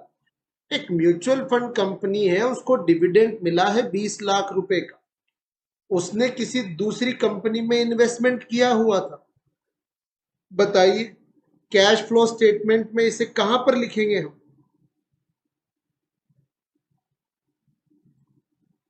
गुड इवनिंग रेड्डी साहब, सभी को गुड इवनिंग। बताइए क्या होगा पहले क्वेश्चन का जवाब। एक म्यूचुअल फंड कंपनी को किसी दूसरी कंपनी में पैसा इन्वेस्ट करने पर 20 लाख रुपए का डिविडेंड मिला है। बताइए उस म्यूचुअल फंड कंपनी वो म्यूचुअल फंड कंपनी इस 20 लाख रुपए के डिविडेंड को कौन सी एक्टिविटी में लिखेगी कैश फ्लो स्टेटमेंट में? ऑपरेटिंग, इन्वेस्टिंग, फाइनेंसिंग या कैश फ्लो में लिखेगी ही नहीं। क्या लगता है आप लोगों को? लाइक सब लोग करते चलिएगा, जितने भी लोग जुड़ गए हैं please keep liking the session. क्या लगता है किधर दिखाएंगे? देखो म्यूचुअल फंड कंपनी है, इनका काम ही यही होता है दूसरी कंपनियों में पैसा इन्वेस्ट करना। आंसर क्या हो जाएगा हमारा? ऑपरेटिंग एक्टिविटी में उसको दिखाना होगा। रेड्डी साहब कोशिश बहुत बढ़िया है, लेकिन रिसीव्ड हुआ है डिविडेंड। रेड्डी साहब डिविडेंड रिसीव हुआ है, तो म्यूचुअल फंड कंपनीज का काम ही होता है दूसरी कंपनियों में इन्वेस्ट करना। ए इज द करेक्ट आंसर। बिल्कुल सचिन जी सही जवाब है। बताइए आप एक्सिस बैंक में अगर पैसा डिपॉजिट कराते हैं तो एक्सिस बैंक इसको कौन सी कैटेगरी में लिखेगा? कस्टमर्स अगर एक्सिस बैंक में पैसा जमा कराते हैं तो बताइए एक्सिस बैंक इस डिपॉजिट को कौन सी एक्टिविटी में लिखेगा? आसान क्वेश्चन है ये, बताइए।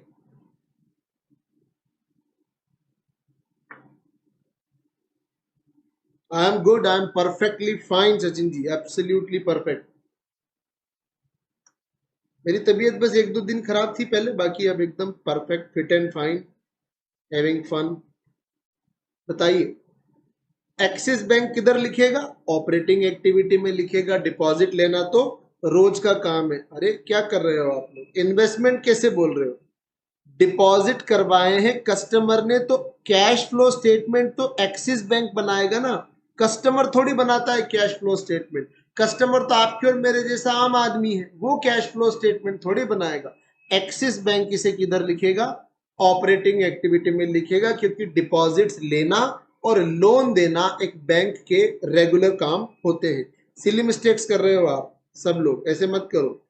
चलिए बताइए एक कंपनी है डिविडेंड रिसीव करती है 2 लाख रुपए का अपने इन्वेस्टमेंट पर, किसी दूसरी कंपनी के शेयर्स में पैसा लगाया है और वहां से 2 लाख का डिविडेंड मिला है।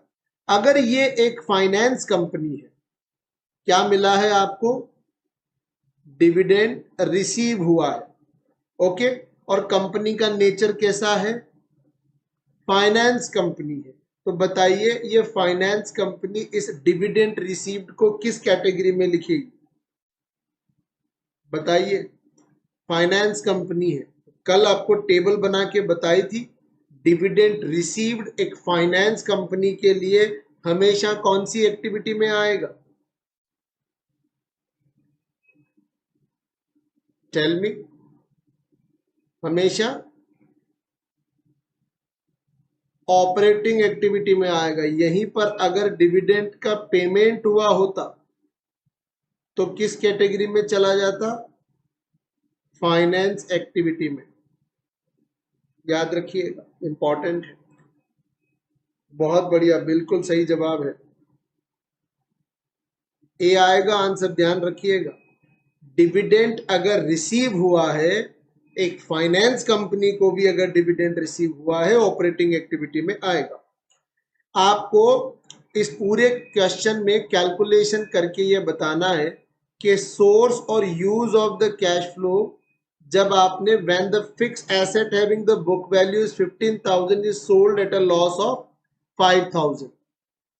तो इस क्वेश्चन के बेसिस पे आपको जवाब देना है सोर्स या यूज में से इन 4 में से कौन सा आंसर सही है। एक एसेट थी आपकी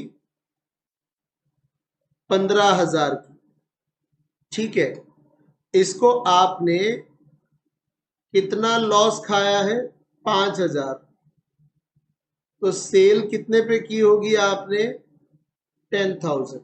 और आप बहुत अच्छे से जानते हो जब भी सेल्स की जाती है तो पैसा आता है या जाता है? पैसा आता है तो किस कैटेगरी में चला जाएगा? सोर्स में चला जाएगा। कितना? 10,000। 5,000 का जो नुकसान है उसे यूज मत बोलिएगा, वो लॉस है। उसकी वजह से आपकी जेब से कोई कैश नहीं गया, पर पहले कभी जो आपने खर्चा किया था वो पैसा अब आपका डूब गया। तो बी हमारा करेक्ट आंसर बनेगा। इंटरेस्ट रिसीव हुआ है by finance company is classified under which kind of activity? एक फाइनेंस कंपनी को इंटरेस्ट रिसीव हुआ है, बिल्कुल वैसी बात है जैसे एक बैंक को इंटरेस्ट मिला है। तो एक बैंक को अगर इंटरेस्ट मिलता है तो कौन सी एक्टिविटी में बैंक इसे हाईलाइट करेगा? बताइए। आसान होना चाहिए ये तो आप सबके लिए। लाइक करते चलिए, अपने दोस्तों में भी फॉरवर्ड कीजिए। चैनल पर नए हैं तो सब्सक्राइब जरूर कर लीजिए। और भी बहुत सी चीजें आपको आने वाले टाइम में इस चैनल पर मिलती रहेंगी। जवाब दीजिए। वेरी गुड, बहुत बढ़िया तरुण जी। ऑपरेटिंग एक्टिविटी, तो बैंक या फाइनेंस कंपनीज जब भी इंटरेस्ट रिसीव करती हैं तो फाइनेंस एक्टिविटी के अंदर उसे लिखा जाता है। तरुण कुमार जी बिल्कुल सही, रेड्डी साहब, सचिन जी बिल्कुल सही जवाब है आप लोगों का। बताइए, where will you show purchase of goodwill? बहुत अच्छा क्वेश्चन लगता है मुझे ये। आपने गुडविल परचेज की है, बताइए कैश फ्लो स्टेटमेंट में कहां पर दिखाएंगे आप इसे? गुडविल आप जब परचेज करते हो तो कैश फ्लो स्टेटमेंट में कहां पर दिखाते हो? गुडविल क्या है? गुडविल सोचिए आप, एक तरीके की फिक्स्ड एसेट है। मानते हैं हम कि इसकी नेचर कैसी है? इंटेंजिबल है। But at the end of the day अगर गुडविल आपने परचेज की है, उसको परचेज करने के लिए पैसा खर्च किया है आपने, तो ये आपकी बिल्कुल सही, रेड्डी साहब बिल्कुल सही जवाब है, इन्वेस्टमेंट एक्टिविटी है। पैसा लगाया है आपने एसेट खरीदने के लिए, तो इन्वेस्टमेंट एक्टिविटी में ये आएगा। बताइए। ए है बिजनेस कर रहे हैं, टू व्हीलर बिजनेस का, टू व्हीलर गाड़ियों का बिजनेस है और रिटेल करते हैं, मतलब सिर्फ शोरूम है, मैन्युफैक्चरिंग नहीं है। इस आदमी ने, इस ए लिमिटेड कंपनी ने, जिसका मेन काम रिटेल बिजनेस है, किसका? टू व्हीलर बाइक्स का, इन्होंने 50 लाख रुपए का इन्वेस्टमेंट किया है एक मैन्युफैक्चरिंग कंपनी के अंदर। इस 50 लाख पर उन्हें जब डिविडेंड मिलेगा तो बताइए, वो एक कंपनी जो रिटेल का बिजनेस कर रही थी, बताइए वो इस डिविडेंड के पैसे को कहां पे शो करेगी? बहुत ही बढ़िया क्वेश्चन को ध्यान से पढ़ोगे तो बहुत इजी क्वेश्चन है, पर जवाब मैं चाहूंगा आप लोग दें। बहुत आसान क्वेश्चन है, बस भाषा में उलझाया है उसने आपको। ध्यान से क्वेश्चन को पढ़िए। मैं कैलकुलेटर बेचने का काम करता हूं, बनाता नहीं हूं। मैं कैलकुलेटर बेचने का काम करता हूं, आप कैलकुलेटर बनाते हैं। मैंने आपकी कंपनी में पैसा लगाया है और आपने साल भर के बाद उस पर मुझे डिविडेंड दिया है। तो भैया मेरा काम तो क्या था? बेचना। अगर मैंने मैन्युफैक्चरर के बिजनेस में पैसा लगाया है तो इन्वेस्टमेंट किया है मैंने। कहां दिखाएंगे हम? इन्वेस्टमेंट एक्टिविटी में दिखाएंगे। रेड्डी साहब क्लियर है बात? बिल्कुल तरुण जी सही जवाब है। रेड्डी साहब बताइए, बात क्लियर है? सी नहीं, बी होगा। इन्वेस्टमेंट किया है ना मैंने तो आपकी कंपनी में। बताइए, बैंक अपने अकाउंट्स कब प्रिपेयर करता है? Calendar year, financial year, cooperative year या दिवाली ईयर? दिवाली ईयर तो ऐसे ही मजे लेने के लिए लिख दिया मैंने। बैंक अपने अकाउंट्स कब बनाता है? बहुत इजी, इससे आसान क्वेश्चन नहीं आ सकता एग्जाम में। इसका जवाब गलत नहीं होना चाहिए। और लाइक कर लेना सब लोग अगर अभी तक नहीं किया है तो। बिल्कुल, फाइनेंशियल ईयर 1 अप्रैल से 31 मार्च के लिए बैंक अपने अकाउंट्स बनाता है। चलिए इसका जवाब दीजिए। बैंकिंग रेगुलेशन एक्ट के सेक्शन 17 के हिसाब से जो प्रॉफिट स्टैट्यूटरी रिजर्व फंड्स में ट्रांसफर किया जाता है उसका परसेंटेज कितना है? तो जब आप बैंकिंग कंपनी का P&L बना लेते हो और जब P&L अप्रोप्रिएशन बनाते हो तो इसमें स्टैट्यूटरी रिजर्व में कितना परसेंट पैसा ट्रांसफर करते हो, बताइए। स्टैट्यूटरी रिजर्व में हर तरीके का स्टैट्यूटरी रिजर्व आ जाता है, सिर्फ एसएलआर नहीं आएगा, सिर्फ सीआरआर नहीं आएगा, एवरी टाइप ऑफ रिजर्व। जब मैंने आपको बैंकिंग कंपनी के अकाउंट्स पढ़ाए थे तब मैंने पीएनएल के नीचे वाले बॉक्स में बताया भी था आपको, वहां लिखा हुआ भी था स्टैट्यूटरी रिजर्व में कितना परसेंट ट्रांसफर होगा। यस तरुण कुमार जी, बिल्कुल सही, 25% की लिमिट है। कितने परसेंट की लिमिट है? 25% की लिमिट उसके अंदर गिवन है। बताइए इनमें से कौन सा हेडिंग अदर एसेट्स के साथ मैच नहीं करता? बहुत ही इंपॉर्टेंट क्वेश्चन मानता हूं मैं इसे आपके एग्जाम के लिए। इनमें से कौन सा ट्रांजैक्शन अदर एसेट्स में नहीं आएगा? सिल्वर अदर एसेट्स के कॉलम में लिखे जाते हैं, इंटरेस्ट अक्रूड भी अदर एसेट्स में जाएगा, इंटर ऑफिस एडजस्टमेंट भी अदर एसेट्स में जाएगा, गोल्ड नहीं जाएगा। गोल्ड कहां लिखा जाता है? कैश एंड कैश इक्विवेलेंट के कॉलम में। और भी आसान भाषा में देखोगे तो कैश इन हैंड का जो कॉलम बनता है उसके अंदर गोल्ड को दिखाया जाता है। अच्छा क्वेश्चन, इंपॉर्टेंट क्वेश्चन है ये। Bank shows the provision of income tax under the head. Income tax का जो प्रोविजन होता है उसे बैंकिंग कंपनी के अकाउंट्स में कहां पर शो किया जाता है? इनकम टैक्स के प्रोविजन को हम कहां पर शो करेंगे? बहुत ही आसान क्वेश्चन है।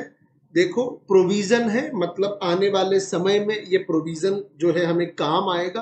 तो जब भी बैंकिंग कंपनी के अकाउंट्स बनाए जाते हैं उसमें अदर लाइबिलिटीज एंड प्रोविजंस का एक शेड्यूल बनाया जाता है जिसका नंबर है शेड्यूल नंबर 5। जिसका नंबर क्या है? Schedule number 5। सिंगलाई साहब बहुत बढ़िया कोशिश आपने की, बट आंसर क्या होगा हमारा? सी। पर बहुत अच्छा लगा कि अटेम्प्ट आपने किया, अटेम्प्ट करते रहिए। आप लोग चाहे इन सेशंस को लाइव देखें या आप रिकॉर्डेड देखें, जवाब आप लोगों को जरूर देने चाहिए बिना इस बात की परवाह किए कि हमारा आंसर सही होगा या गलत, क्योंकि उससे आपकी बेटर प्रैक्टिस होगी। बेटर प्रैक्टिस से एग्जाम में गलती नहीं होगी। याद रखिएगा कॉन्टिंजेंसी जो अकाउंट होता है सिंगलाई साहब, कॉन्टिंजेंसी अकाउंट जैसा कोई भी अकाउंट नहीं होता बैंकिंग कंपनी के अकाउंट्स में, इसलिए ए तो आंसर हो ही नहीं सकता। बताइए सेकंड क्वेश्चन का जवाब दीजिए। Rebate on bill discounting. Bill discounting पे आपने एक रिबेट दी है तो इसे आप क्या मानेंगे? एक बैंकिंग कंपनी के कॉन्टेक्स्ट में हमें बात करनी है। एक बैंकिंग कंपनी जब बिल डिस्काउंटिंग पर रिबेट ऑफर करती है तो उसके लिए वो क्या है? इनकम है, लाइबिलिटी है, इनकम रिसीव्ड इन एडवांस है या इनकम आउटस्टैंडिंग है? बताइए क्या लगता है आपको? उसे किस कैटेगरी में रिकॉर्ड करेगा?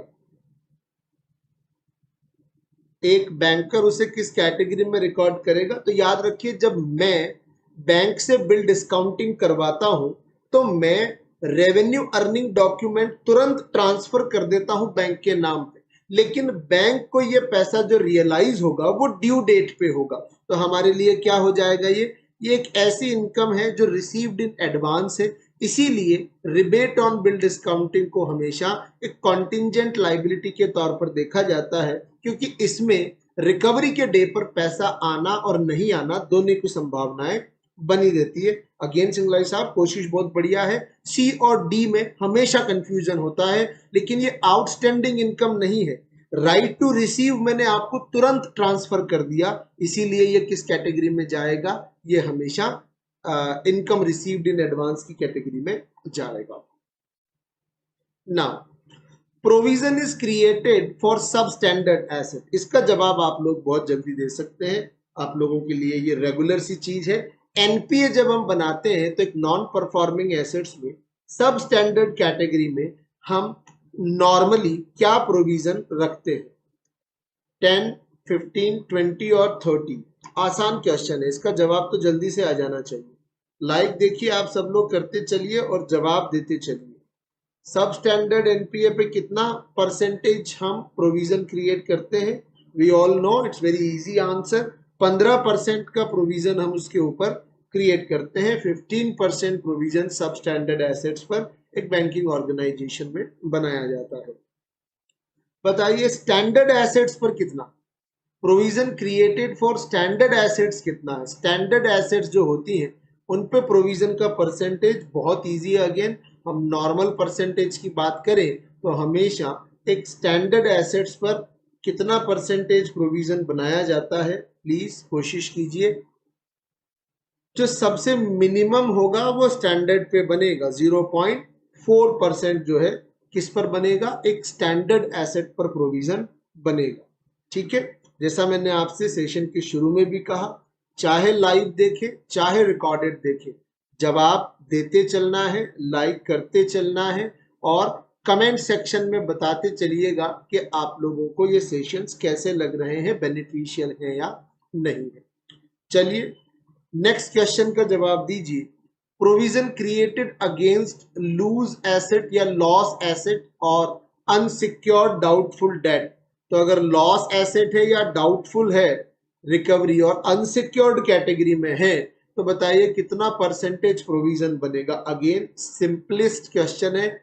अगर एसेट को लॉस एसेट डिक्लेयर कर दिया है, नॉलेज के लिए याद रखना, लॉस एसेट डिक्लेयर करने का जो पावर है वो सिर्फ किसे है? ऑडिटर को है। बैंक अपने लेवल पे खुद से लॉस एसेट डिक्लेयर नहीं कर सकता किसी भी एनपीए को, ऑडिटर आएगा वो डिक्लेयर करेगा। और डाउटफुल में भी अगर वो अनसिक्योर्ड कैटेगरी में है तो प्रोविजनिंग रिक्वायरमेंट कितनी है? पूरा 100% प्रोविजन हमको इसमें बनाना पड़ता है। इनमें से कौन सा स्टेटमेंट करेक्ट है? अगर कोई एसेट एनपीए की कैटेगरी में है और उसकी रिकवरी का जो डाउटफुल पीरियड है वो 1 साल तक का है तो उस पर 25% प्रोविजन बनाया जाता है। मुझे तो ये स्टेटमेंट सही दिखता है। अगर 1 साल से ज्यादा और 3 साल तक है तो प्रोविजन 40% बनता है, ये भी मुझे सही नजर आता है। और 3 साल से ज्यादा अगर कोई चीज कोई एसेट डाउटफुल कैटेगरी में है तो उस पर 100% प्रोविजन बनाया जाता है। ये तीनों ही स्टेटमेंट जो है क्या है? करेक्ट नजर आते हैं। तीनों स्टेटमेंट सही नजर आते हैं। बिल्कुल सचिन जी, बिल्कुल सही जवाब है आपका। बताइए इनमें से कौन सा शेड्यूल है बैंकिंग कंपनी के अकाउंट्स में जो फिक्स एसेट्स को रिकॉर्ड करता है? बैंकिंग कंपनी के जब अकाउंट्स बनते हैं तो कुल 17-18 शेड्यूल्स की लिस्ट मैंने आपको बैचेस के अंदर पढ़ाई है। बताइए आप इनमें से कौन सा शेड्यूल नंबर फिक्स एसेट्स के लिए है? लाइक सब लोग करते रहिए और जवाब देते रहिए। बताइए। बहुत बढ़िया सिंगलाई साहब, बिल्कुल एब्सोल्युटली करेक्ट जवाब दिया है आपने। शेड्यूल नंबर 10 जो है वो किसके बारे में है? फिक्स एसेट्स के बारे में। एक और आइडिया दे देता हूं, 1 से 5 लायबिलिटी की बात करता है, 6 से 10, 6 से 11 एसेट्स की बात करते हैं, 12 नंबर कॉन्टिंजेंट की बात करता है, 13, 14 बैंक की इनकम दिखाने में काम आते हैं, 15 एंड 16 बैंक के खर्चे दिखाने में काम आते हैं, 17 नंबर प्रोविजंस के लिए है और 18 नोट्स टू अकाउंट्स बताता है। ये एक पूरा प्रॉपर क्लासिफिकेशन है शेड्यूल्स का। चलिए अगले क्वेश्चन का जवाब दीजिए। कौन सा शेड्यूल है जो कॉन्टिंजेंट लायबिलिटी रिकॉर्ड करता है? अभी अभी बताया मैंने। बिल्कुल सचिन जी, पिछले वाले का जवाब आपका बिल्कुल सही है। इसका जवाब दीजिए। कॉन्टिंजेंट लायबिलिटी को इनमें से कौन से शेड्यूल में एक्सप्लेन किया जाता है? जवाब देते चलिए, लाइक करते चलिए। चैनल पर नए हैं तो प्लीज सब्सक्राइब कर लीजिएगा। बहुत ही इंपॉर्टेंट इजी वे में, बिना कोई आप पर एडिशनल बर्डन डाले, कई सारे मजेदार सेशंस इस YouTube चैनल पर आपके एग्जाम तक आपको मिलने वाले हैं। बिल्कुल सही जवाब है सचिन जी आपका। सिंगलाई साहब बहुत बढ़िया कोशिश है, बट 12 नंबर जो है वो किसमें जाएगा? कॉन्टिंजेंट में। अभी अभी बताया मैंने 12 नंबर किसके लिए है? कॉन्टिंजेंट के लिए है। बताइए इनमें से कौन सा शेड्यूल है जो कैपिटल को रिकॉर्ड करता है? बैंकिंग कंपनी के अकाउंट्स में कैपिटल को रिकॉर्ड करने में कौन सा शेड्यूल काम में आता है?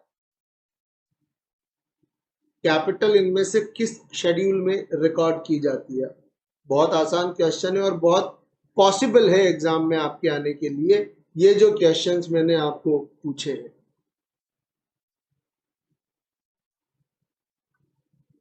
बताइए कौन सा शेड्यूल है जो कैपिटल को रिकॉर्ड करता है? बहुत बढ़िया सचिन जी, एब्सोल्युटली करेक्ट।